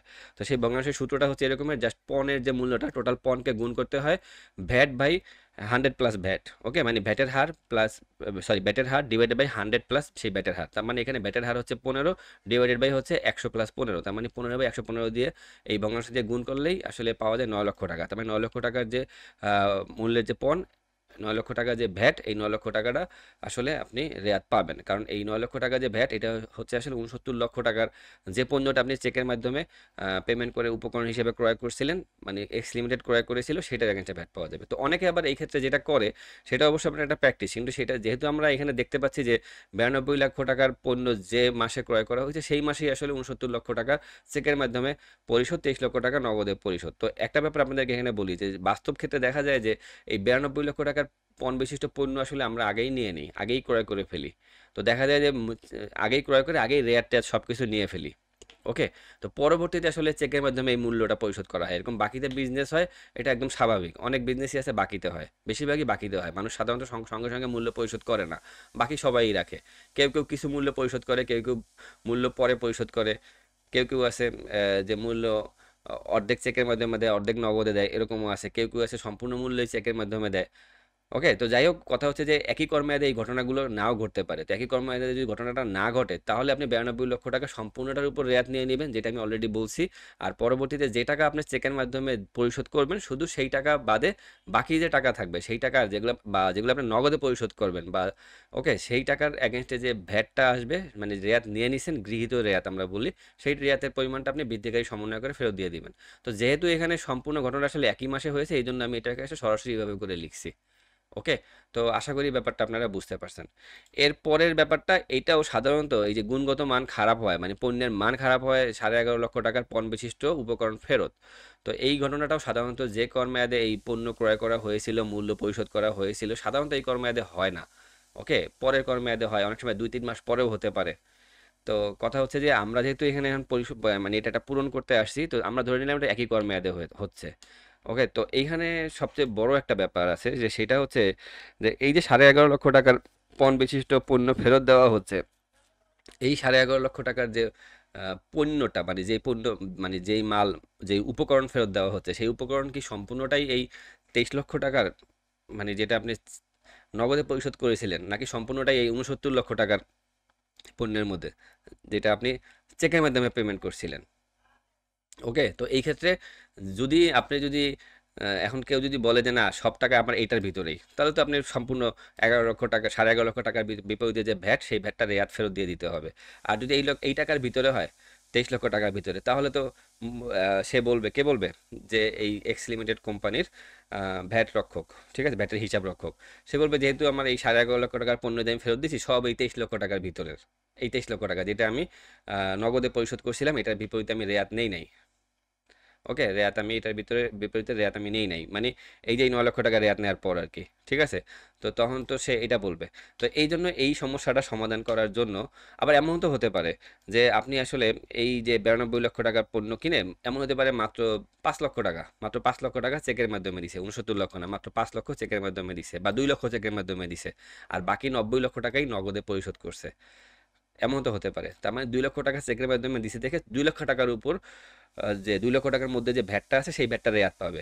এখন কোনো কারণে যদি 11.5 লক্ষ টাকার পণ্য যদি ফেরত যায়, মানে উপকরণ ফেরত যায়, তাহলে তো সে যদি বৃদ্ধিকারী সমন্বয়ের মাধ্যমে যদি 11.5 লক্ষ টাকার উপর যে ভ্যাট, সেটা যদি আবার বৃদ্ধিকারী সমন্বয় করে, তাহলে তো এই এক্স লিমিটেডের অনেক ক্ষতি হয়ে যাবে, অনেক লস হয়ে যাবে, কারণ এই টাকা তো সে ভ্যাট আসলে রেয়াত নেয়নি এত লক্ষ টাকার পণ্যের উপর। এত লক্ষ টাকার মধ্যে যে ভ্যাট, সেই সম্পূর্ণ ভ্যাটটা রেয়াত নেয়নি। তো আপনারা মনে হয় ব্যাপারটা বুঝতে পারছেন, আর একটু চিন্তা করে দেখবেন। তো এক্ষেত্রে এই জন্য আমি সমাধানটা এইভাবে করে করলাম, যে ইনক্রিজিং অ্যাডজাস্টমেন্ট, মানে যে বৃদ্ধিকারী সমন্বয় যে ফেরত দেওয়া হচ্ছে, যে 11.5 লক্ষ টাকা যেহেতু পণ, তো 11.5 লক্ষ টাকার ভিতরে কতটুকু ভ্যাট আছে, মানে যে ভ্যাটটা আসলে এখন বৃদ্ধিকারী সমন্বয় করতে হবে, তো সেইটুকু হচ্ছে এতটুকু হিসাব, যে 11.5 লক্ষ টাকাকে ওই একই কর ভগ্নাংশ দিয়ে গুণ দেওয়া হচ্ছে। কারণ সবসময় মনে রাখতে হবে, যখনই পণ পণ যে ব্যাপারটা আসবে, আপনার মনে রাখতে পারবেন, পণ ব্যাপারটা যদি আসে কখনো, পণ আসলেই কর ভগ্নাংশ দিয়ে গুণ হবে। আর যদি পণ না হয়, যদি মূল্য হয়, যেটা আমরা আগে দেখছি, তাহলে সরাসরি এখানে 15% অ্যাপ্লাই হবে। ওকে, এই ব্যাপার এই দুইটাই, আর কোনো ব্যাপার নাই। মনে রাখা খুবই সহজ। এটা জাস্ট একটা ম্যাথমেটিক্স থেকে আসছে, এটা আসলে ক্লাস 9-10-এর একটা ম্যাথমেটিক্স, ওই যে আমরা এখানে দেখছি সুদ আসলের একটা ম্যাথমেটিক্স, যে সুদ সহ আসল কত, ব্যাপারটা এরকমের, যে সুদ সহ আসল, মূলধন, ওকে, বা মূলধন, মুনাফা সহ মূলধন, মুনাফা আসল, এরকম আমরা শব্দ পেয়েছিলাম, ব্যাপারটা জাস্ট এরকমই, আর কিছু না। ঠিক আছে। তো কথা হচ্ছে যে কত টাকা ফেরত দিতে হবে এই পন্ডকে, জাস্ট মানে কত টাকা ভ্যাট ফেরত দিতে হবে ইনক্রিজিং অ্যাডজাস্টমেন্টে পন্ডকে জাস্ট কর বাংলাদেশ দিয়ে গুণ দেওয়া হচ্ছে। এখন কথাটা হচ্ছে যে এই যে 11.5 লক্ষ টাকার যে মধ্যে যে ভ্যাটের টাকাটা, এখন যদি আমি এটা কনসিডার করি, যে এখানে আপনি যে পণ্যটা ফেরত দিচ্ছেন 11.5 লক্ষ টাকার পণ্য, এটার মধ্যে আসলে সেই রেয়াত নেওয়া পণ্যও আছে, মানে 69 লাখ টাকার মূল্যের যে পণ্য সেটাও আছে, আবার 23 লক্ষ টাকার মূল্যের যে পণ্য, যেটা চেক মানে নগদে পরিশোধ করছেন, সেটাও আছে ওই নির্দিষ্ট অনুপাতে। তাহলে এই জায়গায় জাস্ট 69/92 দিয়ে গুণ দিবেন, এটা জাস্ট অনুপাত সমানুপাতের একটা ম্যাথমেটিক্স ছিল সেইটা, অথবা আপনার এটা অংশীদারি কারবারের যে ম্যাথমেটিক্স সেইটা, যে এখানে 92 ভাগের 69 ভাগ, 69, 92 হচ্ছে টোটাল, টোটালের 69 ভাগ হচ্ছে আসলে আপনি আসলে রেয়াত নিছেন, 92 69 ভাগ, মানে এই যে টোটাল যে ভ্যাটের যে পরিমাণটা, বা এইভাবে চিন্তা করতে পারেন 11.5 লক্ষ টাকার যে পণ বিশিষ্ট যে পণ্য ফেরত দিচ্ছেন, তার মধ্যে রেয়াত নেওয়া কতটুকু আছে, সেটা হচ্ছে 92 ভাগের 69 ভাগ। এটাও আশা করি আপনারা বুঝতে পারবেন। ঠিক আছে, না পারলে আমাকে ভিডিওতে কমেন্ট করবেন, সমস্যা নেই, আমি আপনাকে বুঝিয়ে দেওয়ার চেষ্টা করব। তো এই ক্ষেত্রে আপনার টোটাল টাকা আছে 1.125 লক্ষ। এরপরের যে অর্থনৈতিক কর্মকাণ্ড, সেটি হচ্ছে যে 20 লক্ষ টাকা মূল্যের মূসক অব্যাহতি প্রাপ্ত উপকরণ ক্রয় করেছে, আর হচ্ছে অনিবন্ধিত ব্যবসায়ীর নিকট থেকে 20 লক্ষ টাকা মূল্যের উপকরণ ক্রয় করেছে। তো আসলে মোট 40 লক্ষ টাকার উপকরণ ক্রয় করেছে, যার 20 লক্ষ টাকা হচ্ছে অব্যাহতিপ্রাপ্ত উপকরণ। তো আপনারা জানেন যে অব্যাহতিপ্রাপ্ত উপকরণ হলে এই ক্ষেত্রে আসলে ভ্যাটের হার শূন্যের মধ্যে, অর্থাৎ কোনো ভ্যাট দিতে হয় না, তার মানে এটার কোনো এন্ট্রি আসলে আহ, করা দরকার পড়বে না। তো তারপর আপনার এটা চাইলে পরীক্ষায় যেহেতু আসছে, তা আপনার এটা চাইলে আপনার লিখে রাখতে পারেন যে এই 20 লক্ষ টাকার উপর আসলে কোনো ভ্যাট হবে না, তার মানে এটা আসলে আমাদের ভ্যাট হিসাব করতে পারেন, পদেও ভ্যাট হিসাব করতে এটা আসলে কোনো জায়গায় এন্ট্রি হবে না। ওকে, লিখে রাখতে পারেন চাইলে যে এটার ভ্যাট অব্যাহতিপ্রাপ্ত, মানে ভ্যাট নাই, শূন্য। ঠিক আছে, তবে এই শূন্য আসলে সেই রপ্তানির এগেনস্টের যে ভ্যাট শূন্য, সেই শূন্য না, এটা আবার একটু মনে রাখতে হবে। এরপরে হচ্ছে যে অনিবন্ধিত ব্যবসায়ীর নিকট থেকে 20 লক্ষ টাকা মূল্যের উপকরণ ক্রয়। তো এখানে একটা সবচেয়ে ইম্পর্টেন্ট ব্যাপার হচ্ছে যে এক্স লিমিটেড, যেহেতু এটা লিমিটেড প্রতিষ্ঠান, তার মানে এটা আসলে একদম উৎসে কর্তনকারী সত্তা। তো উৎসে কর্তনকারী সত্তার যে সংজ্ঞা, এবছর কিন্তু এটা মডিফাই হয়েছে অল্প একটু, এই যে 2024 সালের বাজেটের পর। তো যাই হোক, আপনারা দেখে নিন সেটা সেখান থেকে। তো লিমিটেড প্রতিষ্ঠান অনেক আগে থেকেই একজন উৎসে কর্তনকারী সত্তা। তো উৎসে কর্তনকারী সত্তার ক্ষেত্রে আসলে ভিডিএস বলি আমরা, ভিডিএস রুল নামে একটা রুল আছে, মানে উৎসে কর্তন উৎসে ভ্যাট কর্তন বিধিমালা। তো এটা আসলে 2021 সালের বিধিমালা, পরবর্তীতে বেশ কিছু মডিফাই হয়েছে। তো এটা হচ্ছে সেই বিধিমালাটা। তো আমি এখানে আসলে 3টা মডিফাই আপ টু ডেট যে ছিল সেই পর্যন্ত মডিফাই করে রাখছি এই জায়গায়। তো এই যে বিধিমালাটা, এই বিধিমালার কিন্তু অনেক কিছু ইম্পর্টেন্ট আপনার জন্য। সেটা সবচেয়ে বেশি ইম্পর্টেন্ট হচ্ছে যে এখানে একটা সেবার একটা তালিকা দেওয়া আছে। এই সেবাগুলোর কিন্তু আসলে ক্ষেত্রে কোনটার ক্ষেত্রে ভ্যাটের হার কত, এটা কিন্তু আপনার একটু মোটামুটি মুখস্থ রাখতে হবে, মোটামুটি না ভালোই মুখস্থ রাখতে হবে, কারণ এই এই সেবাগুলো দিয়ে আসলে অনেক প্রশ্ন এসে থাকে, প্রত্যেক বছরই মূসক পরামর্শক পরীক্ষায় এসে থাকে। এটা আসলে উপধারা 3-এর মধ্যে একটা টেবিল আকারে এটা দেওয়া আছে। সরি, এটা উপবিধি হবে, উপবিধি 3-এর ভিতরে, সরি বিধি 3-এর ভিতরে। তো এরপরে এই যে বিধিমালার বিধি 6 কিন্তু একদম স্পষ্ট করে বলা আছে উৎসে মূসক কর্তনকারী করণীয়। তো এই জায়গাতে আসলে বিধি 6-এর উপবিধি 1 অনেকবার সংশোধিত হয়। তো আমি এখানে এগুলো কেটে রাখছি যে এটা একবার সংশোধিত হয়েছিল, পরবর্তীতে এটা আবার সংশোধিত হয়েছে। তো সংশোধিত হয়ে এখন ফাইনালি যেটা আছে এখানে এভাবে স্পষ্ট করে বলা আছে যে আসলে উৎসে কর্তনকারীর অনেক প্রতিষ্ঠানের ক্ষেত্রেও কিন্তু সম্ভব হয় না যে অনিবন্ধিত ব্যবসায়ীদের কাছ থেকে বা অনিবন্ধিত কোনো ব্যক্তি বা প্রতিষ্ঠানের কাছ থেকে ক্রয় করা থেকে বিরত থাকা আসলে একটু কঠিন। তো আইন করে আসলে বলে দেওয়া হয়েছিল যে না, ক্রয় করবেন না, বা ক্রয় করলেও মূল্য পরিশোধ করবেন না, এরকম করে কিন্তু বলা আছে। এই যে একদম স্পষ্ট করে বলা আছে কোনো সরবরাহ গ্রহণ করিবে না, একদম বলা আছে করতে পারবেনই না লিমিটেড কোম্পানি হইলে। এবং সরবরাহকারীকে উক্ত সরবরাহের বিপরীতে কোনো মূল্য পরিশোধ করিবে না, মূল্যও দিতে পারবেন না। তো এখন না দিয়ে তো পারা যায় না, ঠিক আছে, বা না করে তো পারা যায় না, না কিনে তো পারা যায় না। এই জন্য পরবর্তীতে এই শর্তটা অ্যাড করছে। এটা যে বলা আছে, তবে শর্ত থাকে যে সরবরাহ গ্রহীতা প্রযোজ্য ক্ষেত্রে, মানে যদি গ্রহণ করিয়েই থাকেন, ঠিক আছে, প্রযোজ্য ক্ষেত্রে তালিকাভুক্ত নহে বা অনিবন্ধিত এইরূপ কোনো ব্যক্তির নিকট থেকে। তো আমরা জানি ভ্যাট আইনে কিন্তু এরকমের নিবন্ধিত এক রকমের ভ্যাট করদাতা আছে, আর একটা হচ্ছে তালিকাভুক্ত করদাতা আছে। তালিকাভুক্ত করদাতারা একদম ফিক্সড একটা 4% হারে একটা কর পরিশোধ করে থাকে। তো যাই হোক, তালিকাভুক্ত বা অনিবন্ধিত যদি কোনো ব্যক্তির নিকট থেকে, ব্যক্তি বা ব্যবসায়ী যেই হোক না কেন, ব্যক্তির নিকট থেকে যদি কোনো সরবরাহ গ্রহণ করিয়া থাকে, আমি এখানে আবার এটা লিঙ্ক দিয়ে রাখছি, এই যে এখানে ক্লিক করলে আপনারা সেই এসআরওটা পেয়ে যাবেন। তো যাই হোক, যদি সরবরাহ গ্রহণ করিয়াই থাকে, মানে করিয়া থাকিলে প্রযোজ্য মূসক, মানে এক্ষেত্রে যে মূসকটা যে আসে সেই মূসক পরিশোধে সরবরাহ গ্রহীতা, এখানে কিন্তু একদম স্পষ্ট করে উল্লেখ করে দিয়েছে সরবরাহ গ্রহীতা। সরবরাহ গ্রহীতা মানেই হচ্ছে আসলে কে, উৎসে কর্তনকারী, মানে এক্স লিমিটেড প্রতিষ্ঠান এই ক্ষেত্রে, ঠিক আছে, সে দায়ী থাকবে। তো এই ক্ষেত্রে যদি এরকম গ্রহণ করে থাকে, তো এই ক্ষেত্রে এখন ব্যাপারটা হচ্ছে যে তাহলে ভ্যাটের হার কত হবে। তো এই ক্ষেত্রে আসলে অনেকে বলে থাকে যে ভ্যাটের হার, যেহেতু উনি একজন ব্যবসায়ী, তো ব্যবসায়ী হলে ভ্যাটের হার সাধারণত 5% হয়। কিন্তু এখন সে ব্যবসায়ী না যোগানদার, সেটা তো আসলে প্রমাণ করাটা খুব কঠিন। এই জন্য যোগানদারের ক্ষেত্রে যেহেতু ভ্যাটের হার 7.5%, এই জন্য 5% আর 7.5%-এর মধ্যে 7.5% ভ্যাট আসলে সাধারণত সবাই এরকম কর্তন করে ট্রেজারি চালানের মাধ্যমে জমা দিয়ে থাকে। অর্থাৎ এক্স লিমিটেড যে প্রতিষ্ঠান, সেই প্রতিষ্ঠানকে আসলে এই যে ক্রয় সে করেছে 20 লক্ষ টাকার উপকরণ হিসেবে পণ্য, তো এই পণ্যের বিপরীতে তাকে আসলে মূসক নিজেই 7.5% হারে আসলে পরিশোধ করে দিলে মোটামুটি একটা পর্যায়ে থাকা যাবে। তো এরপরের যে কর্মকাণ্ড সেটা হচ্ছে যে এক্স লিমিটেড প্রতিষ্ঠান তারা বিদ্যুৎ বিল বাবদ 3,15,000 টাকা, ছাপাখানার বিল বাবদ 4,40,000 টাকা পণ পরিশোধ করে। তো এখানেও খেয়াল করবেন, এটা কিন্তু আসলে পণ বলছে, পণ। ওকে। তো এরপরে এখানে বলছে যে 60, মানে এখানে যে টাকাটা উল্লেখ করা আছে এগুলোর মধ্যে আসলে ভ্যাট অন্তর্ভুক্ত। তো এটা খেয়াল রাখতে হবে। এরপরে হচ্ছে যে 60,000 টাকা শোরুম ভাড়া বাবদ মালিক পক্ষকে পরিশোধ করে। তো এখানে কিন্তু আসলে 60,000 টাকা বলছে। তো 60,000 টাকা আসলে পণ বা মূল্য কিছুই বলে নাই। তো এইসব যদি কিছু না বলে তাহলে অবশ্যই এটাকে মনে করতে হবে মূল্য, যে 60,000 টাকার মধ্যে আসলে ভ্যাটের টাকা নাই। আর এটা ক্ষেত্রে আপনারা অনেকেই জানেন যে ভাড়ার এগেনস্টে ভ্যাট কিন্তু আসলে যে ভাড়া সেবা গ্রহণ করে, ভাড়া সেবা মানে এখানে আসলে এক্স লিমিটেড প্রতিষ্ঠান যে সেই আসলে শোরুম ভাড়া নিছে কোনো একটা বাড়িওয়ালার কাছ থেকে। তো বাড়িওয়ালাকে যখন কেউ ভাড়া পরিশোধ করে অর্থনৈতিক উদ্দেশ্যে ভাড়া নিয়ে, ঠিক আছে, তো তাহলে সেই ভাড়ার টাকার মধ্যে কিন্তু কখনোই ভ্যাট থাকে না। শুধু ভাড়া, ভ্যাট বাদে বাকি টাকাটা বাড়িওয়ালাকে দিয়ে দেয়। আর ভ্যাট যত টাকা আসে সেই টাকাটা কিন্তু আসলে ভাড়া সেবা গ্রহণকারী তাকেই কিন্তু আসলে পরিশোধ করতে হয়। তার মানে কি 60,000 টাকার মধ্যে আসলে ভ্যাট নাই, 60,000 টাকার উপর সরাসরি 15% হারে যে ভ্যাটের টাকাটা আসবে সেটাই পরিশোধ করতে হবে। ওকে। আর একটা ব্যাপার হচ্ছে যে এই জায়গায় যে 3,15,000 টাকা যে বিদ্যুৎ বিল নিছে, তো বিদ্যুৎ বিলের উপর আসলে ভ্যাট কত টাকা আসবে সেটা। তো এখন এখানে একটা ব্যাপার আপনারা খেয়াল করে দেখতে পারেন যে তাহলে যারা এই পরীক্ষায় অংশগ্রহণ করবেন তো তাদের ক্ষেত্রে আসলে বিদ্যুৎ বিলের উপর ভ্যাট কত সেটাও আসলে জানতে হচ্ছে। তার মানে আপনাদের কাছে একটু মনে রাখতে হবে যে হ্রাসকৃত হারের যে ভ্যাটের যে একটা তালিকা দেওয়া আছে, যে হ্রাসকৃত হারে ভ্যাট কোনটার উপরে কত, সেটা কিন্তু আসলে আপনাকে মোটামুটি করে হলেও জানতে হবে। তো এখন এটা আপনারা যেমন মূল্য সংযোজন কর সম্পর্ক শুল্ক যে আইন 2012, এটা আপনারা মিনিস্ট্রি অফ ল এর যে ওয়েবসাইট সেখানে আপনারা পেয়ে যাবেন। ঠিক আছে, এই যে এটা আপনারা দেখছেন, এই যে লস অফ বাংলাদেশ, এই ওয়েবসাইট আসলে এখানে বাংলাদেশের সকল আইন দেওয়া আছে, শুধুমাত্র আইন দেওয়া আছে, কিন্তু কোনো বিধিমালা দেওয়া নেই। বিধিমালাগুলো আসলে তাদের নির্দিষ্ট নিজ নিজ যে ওয়েবসাইট, সেই ওয়েবসাইটগুলোর মধ্যে আপনারা পেয়ে যাবেন, অথবা ডিপার্টমেন্ট অফ প্রিন্টিং অ্যান্ড পাবলিকেশনসের যে ওয়েবসাইট সেখানে আপনারা এগুলো আসলে পেয়ে যাবেন। তো কথা হচ্ছে গিয়ে যে এই প্রত্যেকটা আইনের নিচে এরকম তফসিল দেওয়া থাকে, তো এইটার তফসিল হচ্ছে এটা আপনার ক্লিক করলে এটা লোড হবে, এটা পিডিএফ আকারে দেওয়া আছে, এটা প্রতি অর্থ বছর পর পর আসলে এটা আপডেট করা হয়। তো এই যে তফসিল, সেই ভ্যাটের যে আপনারা জানেন যে তফসিলের আসলে দ্বিতীয় তফসিলে এই তৃতীয় তফসিলে আসলে হ্রাসকৃত হারের যে পণ্যগুলো সেগুলোর তালিকা দেওয়া আছে।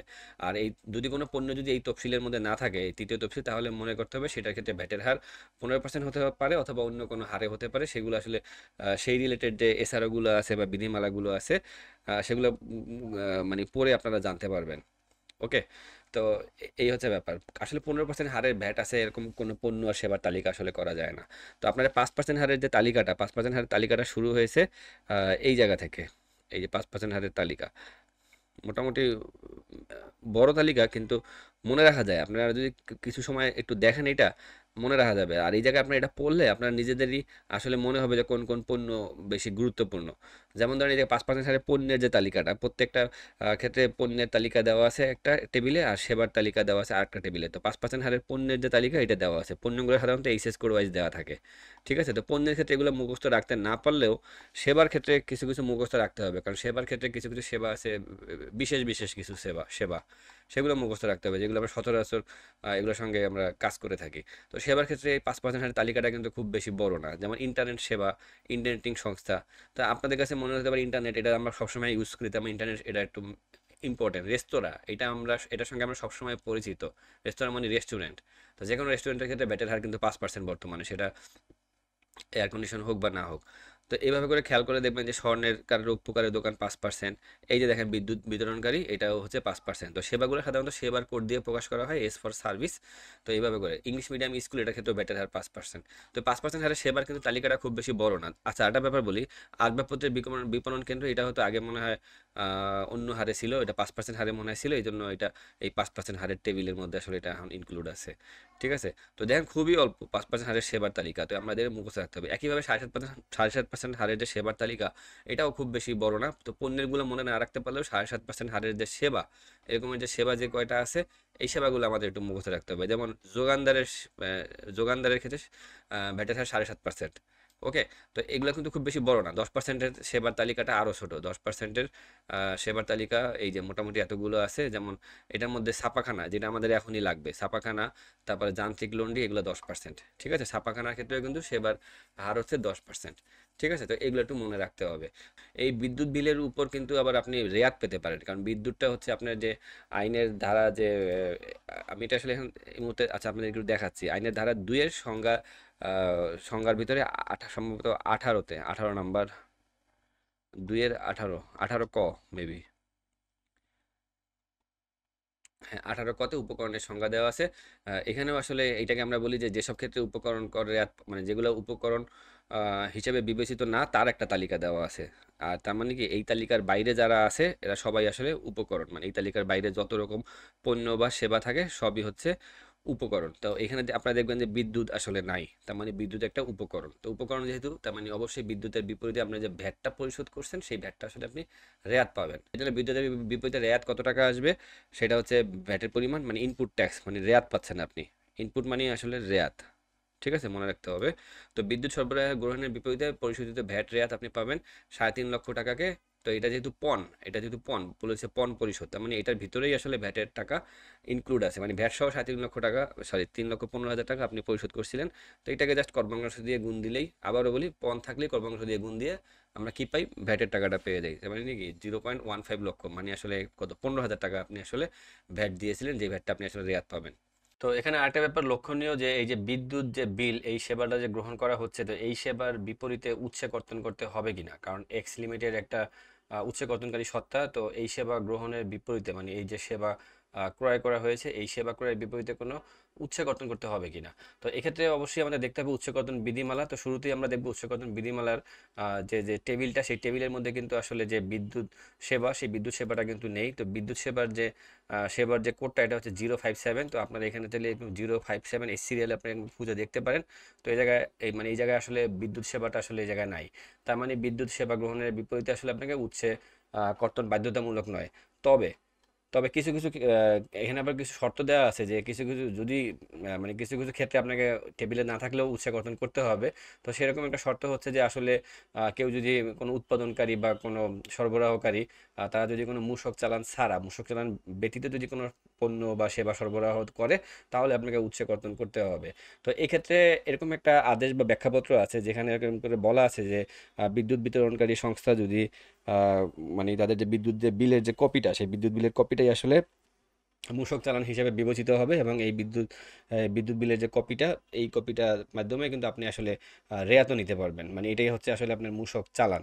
তো যেহেতু আপনি বিদ্যুৎ বিতরণ সেবার বিপরীতে মূসক চালান পাচ্ছেন, আর যেহেতু এই সেবাটি উৎসে কর্তন বিধিমালার যে 43টি আবশ্যিক সেবার একটা তালিকা আছে, সেই তালিকার অন্তর্গত নয়, এজন্য আপনাকে বিদ্যুৎ বিতরণ যে সেবাটা, মানে আপনি যে বিদ্যুৎ গ্রহণ করলেন, বিদ্যুৎ যে আপনি কিনলেন, এইটার বিপরীতে আপনাকে কোনো উৎসে কর্তন করতে হবে না। অর্থাৎ এক্ষেত্রে আপনাকে কোনো প্রকার ইনক্রিজিং অ্যাডজাস্টমেন্ট করতে হবে না।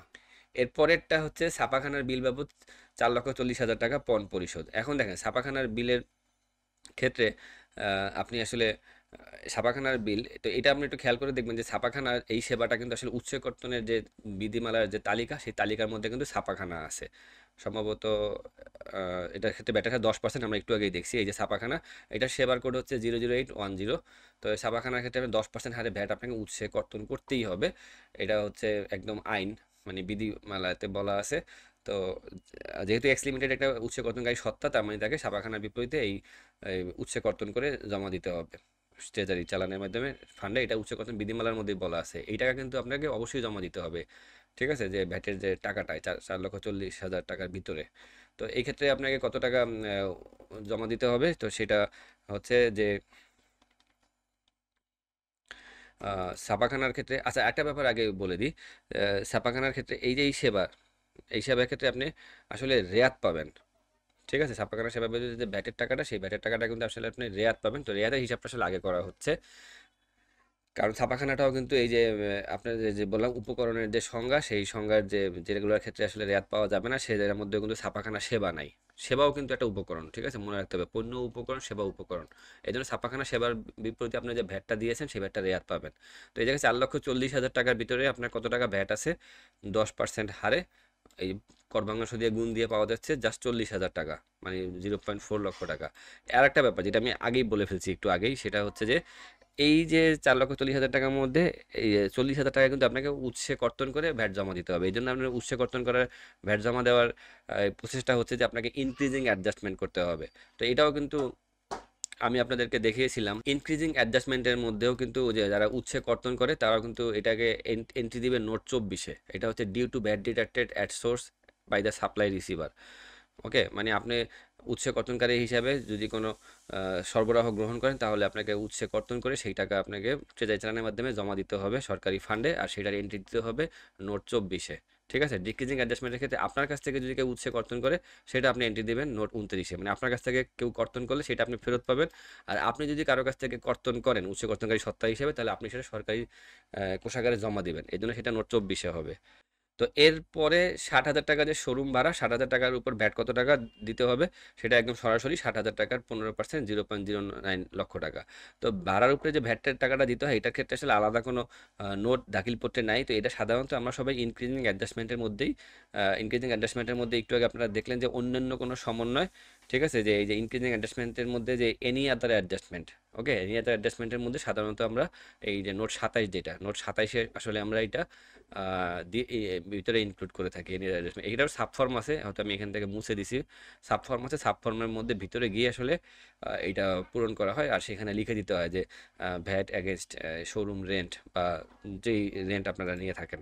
এরপরের যে কর্মকাণ্ড, সেটি হচ্ছে যে চট্টগ্রাম সিটি কর্পোরেশন তাদের নিকট থেকে, মানে এক্স লিমিটেডের নিকট থেকে 10.5 লক্ষ টাকা পণ বিশিষ্ট, পণ মানে আবারও বলি 10.5 লক্ষ টাকার মধ্যে আসলে ভ্যাট অন্তর্ভুক্ত আছে। তো 10.5 লক্ষ টাকা পণ বিশিষ্ট পণ্য ক্রয় করে যারা কর্পোরেশন, মানে সিটি কর্পোরেশন, এরা একটা উৎসে গঠনকারী সত্তা, তো এরা করছে কি 5% হারে মূসক কেটে রাখছে, উৎসে গঠনকারী সত্তা হিসেবে মানে 5% হারে মূসক কেটে বাকি টাকা এই এক্স লিমিটেডকে দিয়ে দিছে, এবং তারা একটা উৎসে গঠন সনদ ইস্যু করছে, এটা হচ্ছে মূসক 6.6 ফর্মে। তো এটা আপনারা জানেন যে উৎসে গঠন বিধিমালার মধ্যে এগুলো উল্লেখ আছে যে এই যে ফর্মে যেটা সনদ, এই সনদের মাধ্যমেই কিন্তু আসলে এই এক্স লিমিটেড এই যে তাদের কাছ থেকে যে উৎসে কর্তন করছে এই টাকাটা আসলে ফেরত পাবে। তো এটা আসলে অনেক ইম্পর্টেন্ট একটা অর্থনৈতিক কর্মকাণ্ড। তো অনেকেই এই ক্ষেত্রে আসলে একটা অনেক বড় একটা ভুল করে থাকে, যে সেই ভুলটা হচ্ছে আসলে এই যে উৎসে যে কর্তন করছে, তো অনেকে মনে করে যে যেহেতু আমার বিল থেকে উৎসে কর্তন করছে তার মানে আমাকে আসলে এই সরবরাহটি পদেও ভ্যাটে দেখাতে হবে না, মানে আমার এটার বিপরীতে কোনো ভ্যাট দিতে হবে না। কিন্তু আপনারা এক্ষেত্রে ভ্যাট আইনের দুটি ধারা লক্ষ্য করতে পারেন, যে সেখানে আসলে ধারা 16-তে বলা আছে যে যে বাংলাদেশে যে সরবরাহ প্রদান করবে সেক্ষেত্রে সরবরাহকারী আসলে ভ্যাট সরকারের ফান্ডে জমা দেওয়ার জন্য দায়ী থাকবে, অর্থাৎ সরবরাহকারীর কাছ থেকে সরকার ভ্যাট আদায় করবে। আরেকটা ধারা আছে, সেটা হচ্ছে ধারা 33। তো সেখানে আসলে বলা আছে যে কখন আপনাকে মূসক প্রদান করতে হবে, অর্থাৎ কখন আপনাকে মানে আপনি একজন সরবরাহকারী হিসাবে মূসক আপনার পদেয় কলামে দেখাবেন, মানে মূসক পদেয় হিসাবে প্রদর্শন করবেন। তো সেখানে বলা আছে যে সরবরাহ হওয়ার পরে নিচে যে 4টা ঘটনা এর মধ্যে যেটা সর্বাগ্রে ঘটে, তো সেটা ঘটলেই আপনাকে মূসক প্রদান করতে হবে, মানে মূসক প্রদান বলতে বোঝায় মূসকটাকে পদেয় হিসাবে দাখিলপত্রে প্রদর্শন করতে হবে। তো সেটা শুরুতেই বলা আছে যে যখন সরবরাহ প্রদান করা হয়, তার মানে যেহেতু এই জায়গায় সরবরাহ প্রদান করা, এছাড়াও বাকি যে কারণগুলো বলা আছে যে আপনি যদি কোনো পেমেন্ট নিয়ে থাকেন আংশিক বা সমুদায় সব, অথবা আপনি কোনো চালান ইস্যু করে থাকেন, তো এরকমের যদি কোনো ঘটনা ঘটে থাকে তো তাহলেই আপনাকে কিন্তু মূসক প্রদান করতে হবে। তো এখানে প্রথমটাইতে হচ্ছে যে সরবরাহ প্রদান করলেই আপনাকে মূসক পদ হিসেবে দেখাতে হবে। তো এই জন্য এখানে যে এক্স লিমিটেড যে প্রতিষ্ঠান, তারা আসলে 10.5 লক্ষ টাকা পণ বিশিষ্ট যে পণ্যটা সরবরাহ করছে, এই সরবরাহ করার সঙ্গে সঙ্গেই তাকে আসলে তার আউটপুট ট্যাক্সে আসলে মূসকটা প্রদর্শন করতে হবে। তো এই জন্য আহ, অবশ্যই আউটপুট হিসাবে 10.5 লক্ষ টাকার ভিতরে যে কর্মাংশ, যেহেতু 5%, তার মানে কি 5/105 দিয়ে গুণ করে আসলে টোটাল কত টাকা আউটপুট ট্যাক্স আছে সেটা আসলে সে ফার্স্টেই এখানে আউটপুট ট্যাক্স আসলে দেখিয়ে দিবে। ওকে, তো এটা আসলে ফার্স্টে মাথায় রাখতে হবে। তো এখন এই মানে এখানে আসলে 50,000 টাকা। এখন এই যে এক্স লিমিটেড প্রতিষ্ঠান, তারা আবার এটাও তো চিন্তা করবে যে আমি নিজে এই টাকা দাখিলপত্রে দেখিয়েছি, আবার মানে আউটপুট ট্যাক্সে দেখানো মানে আসলে এই টাকা তাকে দিতে হবে, আবার যে সরবরাহ গ্রহণকারী চট্টগ্রাম সিটি কর্পোরেশন, তারাও তো আসলে আমার কাছ থেকে আসলে এই টাকাটা কেটে রাখবে। তাহলে তো দুইবার দেওয়া হয়ে যায়। তো এই জন্য আসলে কেটে রেখে যখন তাকে মূসক 6.6 একটা সার্টিফিকেট দিয়ে দিবে, তো এই সার্টিফিকেটের মাধ্যমে আসলে এই যে 50,000 টাকা, এই টাকাটা আসলে তাকে আবার ফেরত নিতে হবে। তো এটাই নিয়ম। অনেকে প্রশ্ন করে থাকেন কেন এত কঠিন নিয়ম। আসলে এরকম কঠিন নিয়ম করার জন্য আসলে আমরা বাধ্য হয়েছি, ঠিক আছে, বিভিন্ন কারণে। তো যাই হোক, তো এই কারণে এই যে মূসকটা, এটা তার কাছ থেকে আবার ফেরত নিয়ে নিবে ডিক্রিজিং অ্যাডজাস্টমেন্টের মাধ্যমে। এই জন্য আরেকটা এন্ট্রি হবে, সেটা হচ্ছে ডিক্রিজিং অ্যাডজাস্টমেন্ট। তো এখানে আমি আরেকটা ব্যাপার বলে দিই, যে সাধারণত যে কর্মমেয়াদে সরবরাহ দেওয়া হয় সেই কর্মমেয়াদেই সাধারণত এরকমের মূসক 6.6 পাওয়া যায় না, কারণ মূসক 6.6টা ইস্যু করতে হয় মূল্য পরিশোধের পর, তারপরে ট্রেজারিতে সেই টাকা জমা দেওয়ার পর। কারা করবে এটা? Chittagong city corporation. সাধারণত এটা একই মাসে হয় না, এটা পরের মাসে। তো যেহেতু আমরা এটার পরীক্ষার একটা প্রশ্ন সলভ করতেছি, আর ধরা হচ্ছে এগুলো সবই ডিসেম্বর মাসে হচ্ছে 2023 সালের, তো ধরেই নিচ্ছি যে আসলে ওই মাসেই এটা আসলে পেয়ে গেছে। তো এই জন্য আলটিমেটলি যখন দেখা যাবে যে এই যে মানে এক্স লিমিটেড তারা যে এটা পূরণ করতেছে, তারা দেখবে যে একবার 50,000 টাকা কিন্তু একবার তারা আউটপুট ট্যাক্সে দেখিয়েছে, আর একবার ডিক্রিজিং অ্যাডজাস্টমেন্টও 50,000 টাকা তারা দেখিয়েছে। তো আসলে এই বর্গীয় জ এটাই ছিল আমাদের আসলে শেষ অর্থনৈতিক কর্মকাণ্ড। তো এরপরে যে আসলে ঝ, ঝ আসলে কোনো অর্থনৈতিক কর্মকাণ্ড নয়। তো এখানে আসলে একটা ব্যাপার বলে দিছে যে মূসক 18.6 ফর্মে সংশ্লিষ্ট বিভাগ হতে প্রদত্ত সনদ মূলে সর্বশেষ কর্মমেয়াদে 50 লক্ষ টাকা মূসক আর 2 লক্ষ টাকা সম্পূরক শুল্কের একটা সমাপনী জের ছিল, মানে মূসকের জন্যও ছিল, আবার সম্পূরক শুল্কের জন্য জের ছিল। তো 18.6 ফর্মে যে আসলে সমাপনী জের থাকে, এটা কিন্তু আসলে সাধারণ সমাপনী জের না। এটা আসলে যারা 1991 সালের আইন থেকে যেসব কোম্পানি প্রতিষ্ঠিত ছিল, তো তারা আবেদন করে যে তাদের যদি সেই সময়কার যদি কোনো পাওনা থাকে, সম্পূরক শুল্ক আর আহ, কি মূসক, মানে সরকারের কাছে যদি পাওনা থাকে, তাহলে সেই সমাপনী জেরটাকে আসলে টেনে এই 2012 সালের আইনে যখন আনে, 2019 সালে সম্ভবত, তো সেই সমাপনী জেরটাই আসলে আসলে আসলে হচ্ছে এইটা। তো এই সমাপনী জেরের ক্ষেত্রে যে এইখান থেকেও আসলে প্রত্যেক কর্মমেয়াদে আসলে একটা নির্দিষ্ট পরিমাণ, বর্তমানে এটা 30% করে, তো নির্দিষ্ট পরিমাণ আসলে যে জের, এই জেরটা আসলে সমন্বয় করা যায়, মানে হ্রাসকারী সমন্বয় করা যায়, মানে এইখান থেকে আসলে এই টাকাটা বিয়োগ দেবে। মানে আপনার যদি এখানে 50 লক্ষ টাকা পাওনা আপনার আগে থেকেই আছে, এক্স লিমিটেড কোম্পানি হিসেবে পাওনা আছে, তো আপনার যদি এই কর্মের শেষে আপনার ভ্যাট যদি হয় 20 লক্ষ টাকা, তাহলে সেই 20 লক্ষ টাকা থেকে আহ, সেই 20 লক্ষ টাকার যে 30%, সেই 30%-এর যে কয় টাকা হয় সেই কয় টাকা যদি এই 50 লক্ষ টাকার থেকে যদি আপনার কম হয় তাহলে সেই টাকাটা আপনার এখান থেকে মাইনাস যাবে। আর যদি সেই টাকাটা যদি এই 30% যদি 50 লক্ষ টাকার থেকেও যদি কম হয় তাহলে মানে 50 লক্ষ টাকা যদি মানে না থাকে, যদি আরো অনেক কম থাকে, তাহলে এই পুরো টাকাটাই আসলে বিয়োগ হয়ে যাবে। আপনারা মোটামুটি ব্যাপারটা বুঝতে পারছেন। সম্পর্ক শুল্কের ক্ষেত্রেও একই ব্যাপার। তো এটার ক্ষেত্রে আসলে আইনের যে বিধিমালা, সেই বিধিমালার 118 নম্বর বিধিতে আসলে এই ব্যাপারটা বলা আছে। চাইলে আপনারা এটা দেখতে পারেন। এটা আসলে শুরুতে সম্ভবত 10% ছিল, পরবর্তীতে এটাকে একটা এসআরওর মাধ্যমে 30% করছে। এই যে 118 নম্বরে এটা বলা আছে। তো এটা বিভিন্ন সময় মডিফাই হয়েছে, এরকমের কিছু আগে দফা ছিল, সেগুলোকে আসলে বাদ দেওয়া হয়েছে। আর এই যে আগে এখানে 10% বলা ছিল, এই 10%কে মানে 10%কে পরবর্তীতে 30% করা হয়েছে। তো এটাও আসলে যে ডিপিপির যে ওয়েবসাইট, সেই ওয়েবসাইটের মধ্যে আপনারা এই এসআরওটাও পেয়ে যাবেন। তো এই জায়গায় এই যে 10% থেকে 30% করা হয়েছে। তো এই জন্য, তো এই ক্ষেত্রে আপনার তাহলে এই ক্ষেত্রে এই যে কথাগুলো, এই কথাগুলো আপনারা চাইলে এইভাবে এভাবে করে লিখতে পারেন যে বিধি 118 অনুযায়ী। তো আপনারা পরীক্ষা হলে গেলে তো আপনার এই বিধির কথাটা মনে নাও রাখতে পারে, ঠিক আছে? তো আপনারা বিধিটা উল্লেখ না করলেও অন্তত এইটুকু তো বলতে পারবেন যে কি জানি, মূল্য সমীকরণ কর সম্পর্ক শুল্ক বিধিমালা 2016 অনুযায়ী, ঠিক আছে? বিধি বলতেই এই বিধিমালার কথা বোঝানো হচ্ছে যে যত টাকা নিট প্রদেয় কর, তার মানে এখন আপনাকে আসলে নিট প্রদেয় করটা আগে হিসাব করতে হবে। নিট প্রদেয় কর যদি এখন 20 লক্ষ টাকা হয়, তাহলে সম্পূর্ণ 20 লক্ষ টাকা এই যে একদম আপনি না দিয়ে পারবেন, সেটা কিন্তু আসলে না। 20 লক্ষ টাকা থেকে মানে এটা আসলে আপনার কাছ থেকে আস্তে আস্তে ধীরে ধীরে, ঠিক আছে, আস্তে আস্তে আপনি এটা আসলে সমন্বয় করতে পারবেন। আপনার যদি অনেক টাকা পাওনা থাকে, মানে আপনি একবারে পারবেন না। আগে 10% করে পারতেন, ঠিক আছে? 10%, কিসের 10%? নিট প্রদেয় করের 10%। তো এখন 30% করতে, আগে তার থেকে আরো 3 গুণ বেশি পারা যায়। তো এবার আমরা হিসাব করে দেখব যে ফার্স্টে হিসাব করবো প্রদেয় কর কত টাকা। তো প্রদেয় কর মানে নিট প্রদেয় ভ্যাট হিসাব করব। কর বলতে বুঝে আসলে এখানে ভ্যাটের টাকাটা, ঠিক আছে? প্রদেয় কর আমরা ভ্যাট আর সম্পর্ক শুল্ক আলাদা করে হিসাব করবো, কারণ আপনারা দেখছেন দাখিলপত্রেও কিন্তু ভ্যাটের টাকা আর যে ইসের টাকা, এই সম্পর্ক শুল্কের টাকা আলাদা করা হয়। তো আপনারা দেখছেন দাখিলপত্রে কিন্তু পার্ট 3-তে কিন্তু আসলে সম্পর্ক শুল্কের ব্যাপারটা আছে, এই যে এসডি, ঠিক আছে? পার্ট 3 এই যে ফিগারটাকে আমরা বলি কিন্তু আসলে 9 বি বলি, কারণ এদিকে বি আর এদিকে 9 বি, এই ফিগারটার নাম হচ্ছে 9 বি। তো আপনারা নিচের দিকে খেয়াল করে দেখবেন যে কোনো জায়গায় এরকমের এই ভ্যাটের সঙ্গে এইচডি কিন্তু আসলে একত্র করে ফেলা হয় না। লাস্টে যখন এই যে নিচের দিকে দেখবেন যে সমাপনী যে জেডটা যে হিসাব করা হয়, সেখানেও কিন্তু আপনার দেখবেন যে ক্লোজিং ব্যালেন্স সেটা কিন্তু আপনার দেখবেন যে ভ্যাটের ক্ষেত্রে একটা ক্লোজিং ব্যালেন্স থাকবে আপনার, আবার এইচডির ক্ষেত্রেও কিন্তু আরেকটা ব্যালেন্স থাকবে। দুটো কিন্তু সম্পূর্ণ আলাদা আলাদা। এমনকি ভ্যাট আর এইচডি টাকা কিন্তু যে কোডে জমা দেওয়া হয়, সেই কোড দুটাও কিন্তু আলাদা আলাদা। এই দেখেন ভ্যাট ডিপোজিটের কোড কিন্তু 311 আর এইচডি ডিপোজিটের কোড কিন্তু আসলে 711, ঠিক আছে? এই দুটাও কিন্তু আলাদা আলাদা, ঠিক আছে? তো এই দিকে খেয়াল রাখতে হবে। অবশ্যই এগুলো তো আপনার দাখিলপত্রে এরকম করে আসেই, আপনি এগুলো চাইলেও ভুল করতে পারবেন না, ঠিক আছে? তো ব্যাটারি এসডি, তো আমরা এখানে আগে ব্যাটারি হিসাবটা করব। তো পদেও ব্যাটারি হিসাবটা হচ্ছে এই যে এইটার কথা আমি অলরেডি বলছি একদম শুরুতেই, যে আউটপুট মানে আউটপুট হিসাবে মানে পার্ট 3-তে যে আউটপুট ব্যাটারি হিসাব হয়, যে কত টাকা আপনার মানে আপনার সরবরাহের বিপরীতে আপনার যে ভ্যাটের টাকাটা, আর এটা হচ্ছে ইনপুট আপনি ক্রয়ের বিপরীতে যে ভ্যাটটা পরিশোধ করছিলেন, সেখান থেকে শর্ত সাপেক্ষে মানে ভ্যাটের রেয়াত পাওয়ার যে শর্ত ধারা 46 আর 47-এর শর্ত সাপেক্ষে যেগুলো আপনি ফেরত পাবেন, সেইটার যোগ সেটা আসলে বিয়োগ হবে, এই জন্য মাইনাস। এরপরে হচ্ছে বৃদ্ধিকারী সমন্বয়, যে আপনি কোন কোন ক্ষেত্রে অনেক সময় আপনার কাছে আপনি মানে কি হয়, আপনি কোনো পণ্য আসলে কেউ ফেরত দিছে, ঠিক আছে? তাহলে আপনার ব্যাটের টাকাটা ইনক্রিজ হবে, সরি পণ্য ফেরত দিলে তো ডিক্রিজিং হয়। আপনি যদি কাউকে কোনো পণ্য ফেরত দেন যেটার উপরে রেয়াত আপনি আগে নিয়ে নিয়েছিলেন, বা কোনো কারণে রেয়াতের শর্ত আপনি ভঙ্গ করছেন, তাহলে আপনাকে ইনক্রিজিং অ্যাডজাস্টমেন্ট করে সেই রেয়াতের টাকাটা ফেরত দিতে হয়। আর হচ্ছে ডিক্রিজিং অ্যাডজাস্টমেন্ট, এটাও আমরা দেখছি ডিক্রিজিং অ্যাডজাস্টমেন্টের মধ্যে হ্রাসকারী সমন্বয়, ঠিক আছে? উপরে বিভিন্ন ঘটনাগুলো ঘটছে। তো এগুলো সব এখন আমি এইভাবে করে এই যে পয়েন্ট আকারেই লিখছি, লিখে যোগ দিয়ে দেখা যাচ্ছে 9.165 লক্ষ টাকা। মানে এটা আসলে বোঝা যাচ্ছে যে 9,16,500 টাকা আপনার নিট প্রদেয় ব্যাট। এবার হিসাব করতে হবে যে এই 9,16,500 থেকে কত টাকা আপনি আসলে আহ, মানে সমন্বয় করতে পারবেন কি থেকে, কোত্থেকে?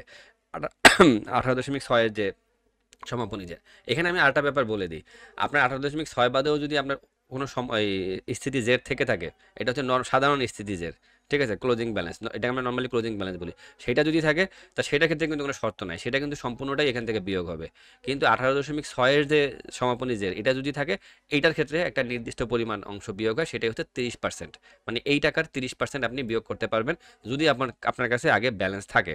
তো এইটার হিসাবটা আমি এখানে করছি যে 18.6 ইসিডি থেকে সর্বোচ্চ সমন্বয়যোগ্য হচ্ছে 2,70,000, সরি এটা হবে 2,74,950 টাকা, ঠিক আছে? এখন দশমিকের পর 5 টাকা করে হিসাব করতে হবে।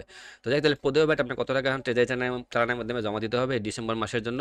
আপনাকে জমা দিতে হবে এই টাকাটা, ঠিক আছে, এই 9.165 লক্ষ থেকে 2.7495 লক্ষ টাকা বিয়োগ হয়ে আপনার দিতে হবে টোটাল 6,41,550 টাকা। এই হচ্ছে আমাদের এই সমস্যাটার একটা অ্যান্সার, মানে ভ্যাটের ক্ষেত্রে। একইভাবে সম্পূরক শুল্ক, তো সম্পূরক শুল্ক আপনারা দেখে আসছেন একদম উপরে। সম্পূরক শুল্কটা আপনার শুধুমাত্র দিচ্ছি মাত্র 4 লক্ষ টাকা। ঠিক আছে, 4 লক্ষ টাকা। আচ্ছা, আমি যে আউটপুট ভ্যাটগুলো এইভাবে যোগ যোগ করছি, আপনারা তো বুঝতে পারছেন যে আউটপুট এই 75, আউটপুট 6.6, তারপরে আউটপুট 3 লক্ষ, এগুলো সব আমি এই জায়গায় যোগ করছি। আমি এখানে একটা ব্র্যাকেট দিয়ে রাখছি যে আউটপুটে হচ্ছে টোটাল এই টাকা, ইনপুটে হচ্ছে টোটাল এই টাকা, এগুলো সব মাইনাস হচ্ছে, যেহেতু ব্র্যাকেটের ভিতরে তাই মাইনাস, এর ভিতরে আমি প্লাস দিয়ে লিখছি। মানে এগুলো সব একসঙ্গে যোগ হয়ে বিয়োগ হচ্ছে, ব্যাপারটা এরকমের। আবার ইনক্রিজিং, এগুলো সব যোগ হচ্ছে। আবার ডিক্রিজিং এর মানে কি, এগুলো সব যোগ হয়ে বিয়োগ হচ্ছে। অথবা আপনি যদি ব্র্যাকেট ছাড়া লিখতেন তাহলে এগুলো সব প্লাসকে মাইনাস করে লিখতেন। ঠিক আছে। এরপর হচ্ছে যে আপনার আহ, সম্পূরক শুল্কের ক্ষেত্রে, তো 8.6 এর যে স্থিতি, সেখান থেকে সর্বোচ্চ সমন্বয়যোগ্য সম্পূরক শুল্ক, এই কথাটা এখানে লিখলে ভালো হইতো। ঠিক আছে, এটা যে ভ্যাট না বোঝা যাইতো। ঠিক আছে। তো আমিও কিন্তু উপরে এতক্ষণ যতগুলো লিখছি সব জায়গায় আমি ভ্যাট শব্দটা উল্লেখ করি নাই। সব জায়গায় ভ্যাট উল্লেখ না করা মানে সব ভ্যাটের হিসাব। শুধুমাত্র এই একটাই হচ্ছে এসডি এন্ট্রি, তো এই জন্য এইটাতে আমি শুধুমাত্র আউটপুট এসডি শব্দটা লিখে রাখছিলাম। ঠিক আছে। তো এখন কথা হচ্ছে তাহলে এসডির ক্ষেত্রেও একই 30% আপনি এটা মানে সমন্বয় করতে পারবেন আপনার স্থিতি যদি থাকে। ঠিক আছে, এটা আবারও বলি, এটা হচ্ছে বিশেষ স্থিতি 18.6, এটা কিন্তু সবার থাকে না, সব করদাতার থাকে না। এটা যারা 1991 সালের থেকে ব্যবসা করে আসছেন, 1991 সালের মানে 2019 সালের আগে থেকে যারা ব্যবসা করে আসতেছে, আর নিবন্ধন নিবন্ধিত ব্যবসায়ী বা নিবন্ধিত উৎপাদনকারী হিসাবে, যাই হোক। তো কথা হচ্ছে গিয়ে যে 1.2 লক্ষ, একইভাবে এটা হিসাব হয়ে জাস্ট 2,80,000 টাকা তাকে এখনো মানে এই কর্মমেয়াদের জন্য ডিসেম্বর 2023 সালের জন্য আসলে তাকে পেমেন্ট করতে হবে। ওকে। তো এই হচ্ছে আমাদের সমাধান। তো এরপরে হচ্ছে যে আমি আসলে এখানে একটা লিস্ট আউট করছি, যে লিস্ট আউটটা হচ্ছে এইটা, যে এই যে সমাধানটা আমরা করলাম, যে এক্ষেত্রে আসলে আমাদের কি কি জিনিস আমরা সবচেয়ে বেশি বেশি খেয়াল করছি, যে যেগুলো আমাদের দিকে খেয়াল রাখতে হয়। তো প্রথমে আমরা সবচেয়ে আগে খেয়াল করছি যে কোনো একটা মূল্য, মানে এরকম প্রবলেম আপনার সবসময় একটা ভ্যাটের পরীক্ষার ক্ষেত্রে একটা আসবে। এটা আসলে শুধুমাত্র এই মূসক পরামর্শক পরীক্ষায় না, যে কোনো ভ্যাট রিলেটেড পরীক্ষায়, চার্টার্ড অ্যাকাউন্টেন্ট পরীক্ষা যারা দেয় তাদের ক্ষেত্রেও। তারপরে আরো কি কি ভ্যাট রিলেটেড যেসব বিভাগে পরীক্ষা হয় সরকারের। তো এখানে একটা ব্যাপার হচ্ছে যে সবার আগে আমরা খেয়াল করছি যে কোনো একটা মূল্যের কথা যদি বলা থাকে, এটা মূল্য নাকি পণ, যদি উল্লেখ না থাকে, যেমন আমরা দেখছিলাম ভাড়ার ক্ষেত্রে বলছে ভাড়া, তার মানে কি ওটা একটা মূল্য, পণ না। তো এরকম যদি বলা থাকে তাহলে আমরা মূল্য নাকি পণ, এটা আমরা সবচেয়ে আগে খেয়াল করবো। মূল্য হলে সরাসরি ভ্যাটের হারটা অ্যাপ্লাই করবো, সরাসরি অ্যাপ্লাই তো আপনারা বুঝেন যে 110% কত, 10 টাকা, ব্যাপারটা এরকম। আর পণের ক্ষেত্রে আমরা ধরবো যে মূল্যটা আর ভ্যাটটা একসঙ্গে যুক্ত, মানে ভ্যাট আর মূল্য একসঙ্গে মিলে পণ, মানে আপনারা এভাবে বলতে পারেন পণ ইকুয়াল টু মূল্য প্লাস ভ্যাট। ওকে। তো সেখানে পণ থেকে যদি ভ্যাট আলাদা করতে চান যে ভ্যাট কত টাকা, পণের মধ্যে ভ্যাট কত টাকা অন্তর্ভুক্ত, এক্ষেত্রে ভগ্নাংশ দিয়ে গুণ করতে হয়, যেখানে ভগ্নাংশের উপরে যেটাকে আমরা বলি লব, লব হচ্ছে গিয়ে ভ্যাটের হার, আর নিচে হচ্ছে 100 প্লাস ভ্যাটের হার। যেমন 5% হারে ভ্যাট অন্তর্ভুক্ত থাকলে 5/105 দিয়ে গুণ করতে হয় পণকে, তাহলে ভ্যাটের পরিমাণ পাওয়া যায়। এরপরে 2 নম্বরে আমরা যে ব্যাপারটা খেয়াল করতে হবে যে কোনো ক্রয় রেয়াতযোগ্য কিনা চেক করতে হবে। এটা হচ্ছে সবচেয়ে ইম্পর্টেন্ট, কারণ সেটা ইনপুট কিনা, ইনপুট। আউটপুটটা বোঝা খুবই সহজ, আউটপুটের ক্ষেত্রে বলাই থাকে যে সরবরাহ দিছে, বিক্রি করছে, এরকম বলা থাকে। ঠিক আছে, কিন্তু যে কোনো ক্রয়ের ক্ষেত্রে সেটা এরকম করতে বলা থাকবে না যে এটা আপনার একটা ইনপুট। তো ক্রয়ের ক্ষেত্রে এটা আসলে রেয়াতযোগ্য কিনা চেক করতে হবে। তো রেয়াতযোগ্য কিনা চেক করার বেশ কিছু শর্ত আছে, ধারা 46-এ বলা আছে, সেই শর্তগুলো দেখতে হবে। এর মধ্যে সবচেয়ে ইম্পর্টেন্টটাই আমরা আজকে একটা দেখলাম যে চেকের মাধ্যমে উপকরণ ক্রয় করছে কিনা। এরপরে সবচেয়ে ইম্পর্টেন্ট ব্যাপারটা হচ্ছে যে এই রেয়াতযোগ্য হয় কিনা, এটার ক্ষেত্রে দেখতে হবে যে এই যে উপকরণ, এটা দিয়ে যে তৈরিকৃত যে পণ্য, সেই পণ্যটা আসলে কি বলে আদর্শ হারে কিংবা রপ্তানি করছে কিনা। ঠিক আছে, আমরা আজকে দুইটা এক্সাম্পল, দুইটা ব্যাপারই এখানে আসলে লক্ষ্য করছি। তো এই রেয়াত ব্যাপারটা সবসময় আপনার এই ম্যাথমেটিক্যাল যদি কোনো একটা প্রবলেম দেওয়া আসে পরীক্ষায়, এখানে এই ব্যাপারটা আসবেই। এই জন্য আমাদের ধারা 46 আর 47-এর উপরে খুব বেশি এক্সপার্ট হইতে হবে, বিশেষ করে রেয়াত যোগ্য কিনা। আবার দেখা যায় যে রেয়াতের ক্ষেত্রে কিন্তু দেখা যায় আগে আমি রেয়াত নিয়েছি কিনা, তাহলে রেয়াত ফেরত দিতে হবে কিনা, সেটাও আমার খেয়াল করতে হবে, যেটাও আজকে আমরা দেখছি। তো এই সবগুলো দিকে আসলে খেয়াল রাখতে হবে, বিশেষ করে রেয়াত। ওকে।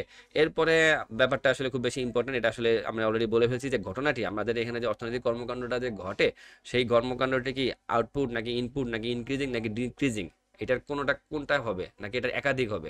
আজকে আমরা দেখছি এরকমের যে একটা সরবরাহ দিছে, সেটার ক্ষেত্রে আমরা দেখছি যে আউটপুটেও, যেমন সিটি কর্পোরেশনের কাছে যে সরবরাহ করা হয়েছিল, সেই ক্ষেত্রে কিন্তু আপনি আউটপুট ভ্যাটও প্রদর্শন করছেন। আবার আপনার কাছ থেকে যেহেতু উৎসে কর্তন করছে, এই জন্য আপনি কিন্তু আবার ডিক্রিজিং অ্যাডজাস্টমেন্ট করে আবার সেই উৎসে কর্তৃত যে মূসকটা, সেটা কিন্তু আপনি আবার ফেরতও নিয়ে নিছেন। এরপরে 4 নাম্বার যে ব্যাপারটা, উৎসে কর্তনকারীর নিকট সরবরাহের ক্ষেত্রে আউটপুট ও ডিক্রিজিং উভয় ধরনের এন্ট্রি হবে, এটাও কিন্তু খেয়াল রাখতে হবে। এটাই আমি একটু আগে বললাম। ঠিক আছে, 3 আর 4 আমি একই ব্যাপার বলছি, যে উৎসে কর্তনকারী নিকট সরবরাহের ক্ষেত্রে। একইভাবে আপনি যদি উৎসে কর্তনকারী সত্তা হন, ঠিক আছে? তাহলে কিন্তু আপনি আবার এই ক্ষেত্রে কোনো একটা সরবরাহ গ্রহণ করেন। এক্ষেত্রে সরবরাহটা ইনপুট হতে পারে কিনা সেটা আপনাকে চেক করতে হবে। যে সরবরাহটা যদি সরবরাহ এই ক্ষেত্রে আপনি যদি ভ্যাট আ দিয়ে থাকেন তাহলে সেটা আপনি ইনপুট ট্যাক্সের মধ্যে আপনি অন্তর্ভুক্ত করে ফেলতে পারেন। যদি আপনি সেটা চেকের মাধ্যমে পেমেন্টটা আ উম আ মানে পেমেন্টটা এখানে আদান-প্রদান হয়ে থাকে তাহলে ইনপুট ট্যাক্স হবে। আরেকটা ব্যাপার হচ্ছে যে এই ক্ষেত্রে কিন্তু অবশ্যই ইনক্রিজিং অ্যাডজাস্টমেন্ট করতে হবে। কারণ আপনি উৎসে কর্তনকারী হিসাবে যে আপনি যে টাকাটা উৎসে কর্তন করছেন, এটা অবশ্যই আপনাকে সরকারি ফান্ডে জমা দিতে হবে। জমা দেওয়ার একটা নিয়ম আছে যেটা উৎসে কর্তন বিধিমালায় বলা আছে। তো এই ক্ষেত্রে অবশ্যই আপনাকে ইনক্রিজিং অ্যাডজাস্টমেন্ট করে সেই টাকাটা আপনাকে আপনার ভ্যাট রিটার্নের মাধ্যমে আপনাকে জমা দিতে হবে। ঠিক আছে? তো এই ব্যাপারটা খেয়াল করতে হবে। তার মানে উৎস কর্তনকারী সত্ত্বের কাছ থেকেও ক্রয়ের ক্ষেত্রে আপনার রেয়াতও রেয়াতের ব্যাপারটাও আসবে, আবার ইনক্রিজিং অ্যাডজাস্টমেন্ট ব্যাপারটাও আসবে। তো এই ব্যাপারগুলো দিকে আপনার খেয়াল রাখতে হবে। এরপরে ৬ নম্বরে আমি নোট করছি সেটা হচ্ছে যে উপকরণ কর রেয়াত গ্রহণের ক্ষেত্রে সংশ্লিষ্ট সরবরাহকারী শূন্য কিংবা আদর্শ হারের কিনা সেদিকে খেয়াল রাখতে হবে। মানে এটাও একটা ইম্পর্টেন্ট ব্যাপার যে উপকরণ কর রেয়াত আপনি গ্রহণ করবেন। তো এটা একসময় আইনে ছিল না। আমি আপনাদেরকে বলছি একটু আগে, কিছুক্ষণ আগে। যে সেটা হচ্ছে যে রপ্তানি করলেও কিন্তু আপনি রপ্তানির পণ্য তৈরি করতে যে ভ্যাটটা মানে রপ্তানি পণ্য তৈরি করতে যে উপকরণ সেই উপকরণ সংগ্রহের বিপরীতে যে ভ্যাট দিয়েছিলেন সেই ভ্যাটটা কিন্তু আপনি আসলে ফেরত পাবেন। তো এই জন্য আপনি শূন্য বা আদর্শ হারের কিনা সরবরাহ সেদিকে আপনার খেয়াল করতে হবে। তাহলে আপনি রেয়াত পাবেন কি পাবেন না সেটা আসলে ওইখান থেকে বিবেচিত হবে। এরপরে আপনাকে যেটা ব্যাপারে এক্সপার্ট হবে যে হতে হবে যে আইনের ধারা 46 আর 47 অনুযায়ী, বিশেষ করে 46 এর এটা আমি অলরেডি বলে ফেলেছি যে 46 এর শর্তগুলো দেওয়া আছে, ওই শর্তগুলোর আলোকে আসলে আপনাকে নির্ধারণ করতে হবে যে এখানে আসলে রেয়াত পাবেন কি পাবেন না। ঠিক আছে? অথবা গৃহীত রেয়াত আপনি ফেরত দিয়ে দিবেন কি দিবেন না। আর 47 এর ক্ষেত্রে আপনাকে খেয়াল রাখতে হবে, 47 হচ্ছে গিয়ে সবচেয়ে স্পেশাল। এই ক্ষেত্রে আপনাকে একটু ম্যাথমেটিক্স জানতে হবে হালকা একটু, যে অংশীদারি কারবারের ম্যাথমেটিক্স। ঠিক আছে? আপনারা ক্লাস 9-10 এ দেখছিলেন যে দুই বন্ধু মাছ ধরছে, তো তারা 3:4 অনুপাতে মাছ ভাগ করে নিবে। তো ওই জাস্ট অনুপাতের অঙ্কগুলোর কথা একটু মনে করতে হবে, খুবই সহজ ওইগুলো। ঠিক আছে? অনুপাত ভগ্নাংশ জাস্ট এই এতটুকুই, খুব বেশি অঙ্কে কাঁচা হলেও কোনো সমস্যা নাই, আপনি এগুলো আপনার পক্ষে সম্ভব। তো ধারা 47 অনুযায়ী যে আপনি আসলে কোনো একটা সম্পূর্ণ রেয়াত না পেলেও এখানে আসলে কোনো আংশিক রেয়াত পান কিনা। ঠিক আছে? তো এইদিকে খেয়াল রাখতে হবে। ওকে? তো এই ব্যাপারগুলোর দিকে যদি আপনি খেয়াল রাখতে পারেন তাহলে এই ধরনের কোনো আহ, সমস্যা যদি কোনো পরীক্ষায় আসে আপনার পক্ষে এগুলো আসলে অ্যান্সার করা খুবই সহজ হবে। আর সবচেয়ে গুরুত্বপূর্ণ ব্যাপার হচ্ছে যে কোনো পরীক্ষায় যদি এরকম একটা প্রশ্ন আসে তাহলে এখানে আপনি একুরেট যে লাস্টে যে যোগফলটা যে আপনার একদম মিলতেই হবে এমন কোনো দরাবাঁধার নিয়ম নাই, বা মিললে ভালো, কিন্তু আসলে এই যে এন্ট্রিগুলো যে এখানে আপনি করে করে যে দেখিয়েছেন এই এন্ট্রিটা করাটাই আসলে জরুরি। মানে আপনাকে আসলে যাচাই করা হবে যে আপনি এই এন্ট্রিগুলো আসলে করতে পারেন কিনা, কারণ এই এন্ট্রিগুলো করতে পারলেই আসলে আপনি ভ্যাটের সবকিছু আসলে বুঝেন। এখানে আপনি যোগ বিয়োগ পারেন কিনা সেটা আসলে চেক করা হবে না। ঠিক আছে? তো আপনি যদি লাস্টে যোগ বিয়োগ করতে এসে যে এটা যদি ভুলও করে ফেলেন কোনো সমস্যা নাই। আর আপনি পরীক্ষার সময় যখন এগুলো অ্যান্সার করবেন তখন আপনি যদি মনে করেন মনে হয় ভুল হয়েছে, মনে হয় ভুল হয়েছে, আপনি আবার চেক করতে গেলেন, আবার চেক করতে গেলেন, করে করে সময় নষ্ট করছেন, এই সময়টা নষ্ট করা যাবে না। ঠিক আছে? আপনি এগুলো উপর থেকে এনে এইভাবে করে করে লিখে এইরকম করে আপনি ব্র্যাকেট দিয়ে যখন লিখবেন, এই সূত্রটা যখন আপনি লিখবেন নেট প্রদেয় ভ্যাট, তখনই বুঝবে যে আপনি আসলে জানেন। আচ্ছা, এখানে ব্যাপার বলি, ধারা 45-এর আলোকে এই কথাটা বলছে, আসলে ধারা 45-এর মধ্যেই এই সূত্রটার কথা বলা আছে যে আপনি এরকমের দুইটা পজিটিভ দুইটা নেগেটিভ হবে দিয়ে আপনি হিসাব করবেন আসলে নিট পদেয় ভ্যাট কত, ওইখানে এটা বলা আছে। ঠিক আছে? ধারা 45 এই বলে আপনার ধারা 45 এটা মুখস্থ করা লাগবে না, এটা মুখস্থ আসলে আপনি এমনি এমনি হয়ে যাবে। আপনি রিসেন্টলি যদি ভ্যাট কনসালটেন্ট নিয়োগ পরীক্ষার যে প্রশ্নগুলো যদি দেখে থাকেন 2023-এর 22-এর, ঠিক আছে, দেখবেন যে ওখানে ধারা রিলেটেড কিন্তু কোনো প্রশ্ন আসেনি। বুঝতে পারছেন? ধারা রিলেটেড কোনো প্রশ্ন আসেনি, কোনো জায়গায় বলে না যে এই ধারায় কি ছিল বা এটা কত ধারায় বলা আছে, এরকম কোনো প্রশ্ন আসেনি। ঠিক আছে? তো তাই বলে যে আপনি কোনো ধারার কথা যে মনে রাখবে না তা না, পড়তে পড়তে আসলে আপনি এমনি মনে হয়ে যাবে, মুখস্থ হয়ে যাবে। তো কথা হচ্ছে গিয়ে যে এই জায়গাতে যে নিট পদেয় ভ্যাটের এই যোগফলটা যে সঠিক হতে হবে তার কোনো দরকার নাই, ভুল হইলে হোক সমস্যা নেই, কিন্তু আপনি এইভাবে করে লিখে যাবেন। এটা লিখে গেলেই তো বুঝবেন যে আপনি ক্যালকুলেশনের মেথডটা জানেন। আসলে তারা জানতে চায় যে আপনি মেথডটা জানেন কিনা ক্যালকুলেশনের, যে এই নিয়মগুলো জানেন কিনা, এতটুকুই। ঠিক আছে? কোন এন্ট্রিটা কোন জায়গায় যাবে, কোনটা ইনক্রিজিং হবে, কোনটা ডিক্রিজিং হবে, কোনটা ইনপুট কোনটা আউটপুট, এই ব্যাপারগুলো আসলে আপনি পারেন কিনা সেটাই যাচাই করা হবে। ওকে? তো আমাদের ভিডিও আজকে এই পর্যন্তই। তো দেখা হচ্ছে পরবর্তী ভিডিওতে। পরবর্তী ভিডিওতে আমি এরকমের আরও কিছু এরকম কোনো সমাধান নিয়ে হাজির হব আপনাদের সামনে। সবাই ভালো থাকবেন।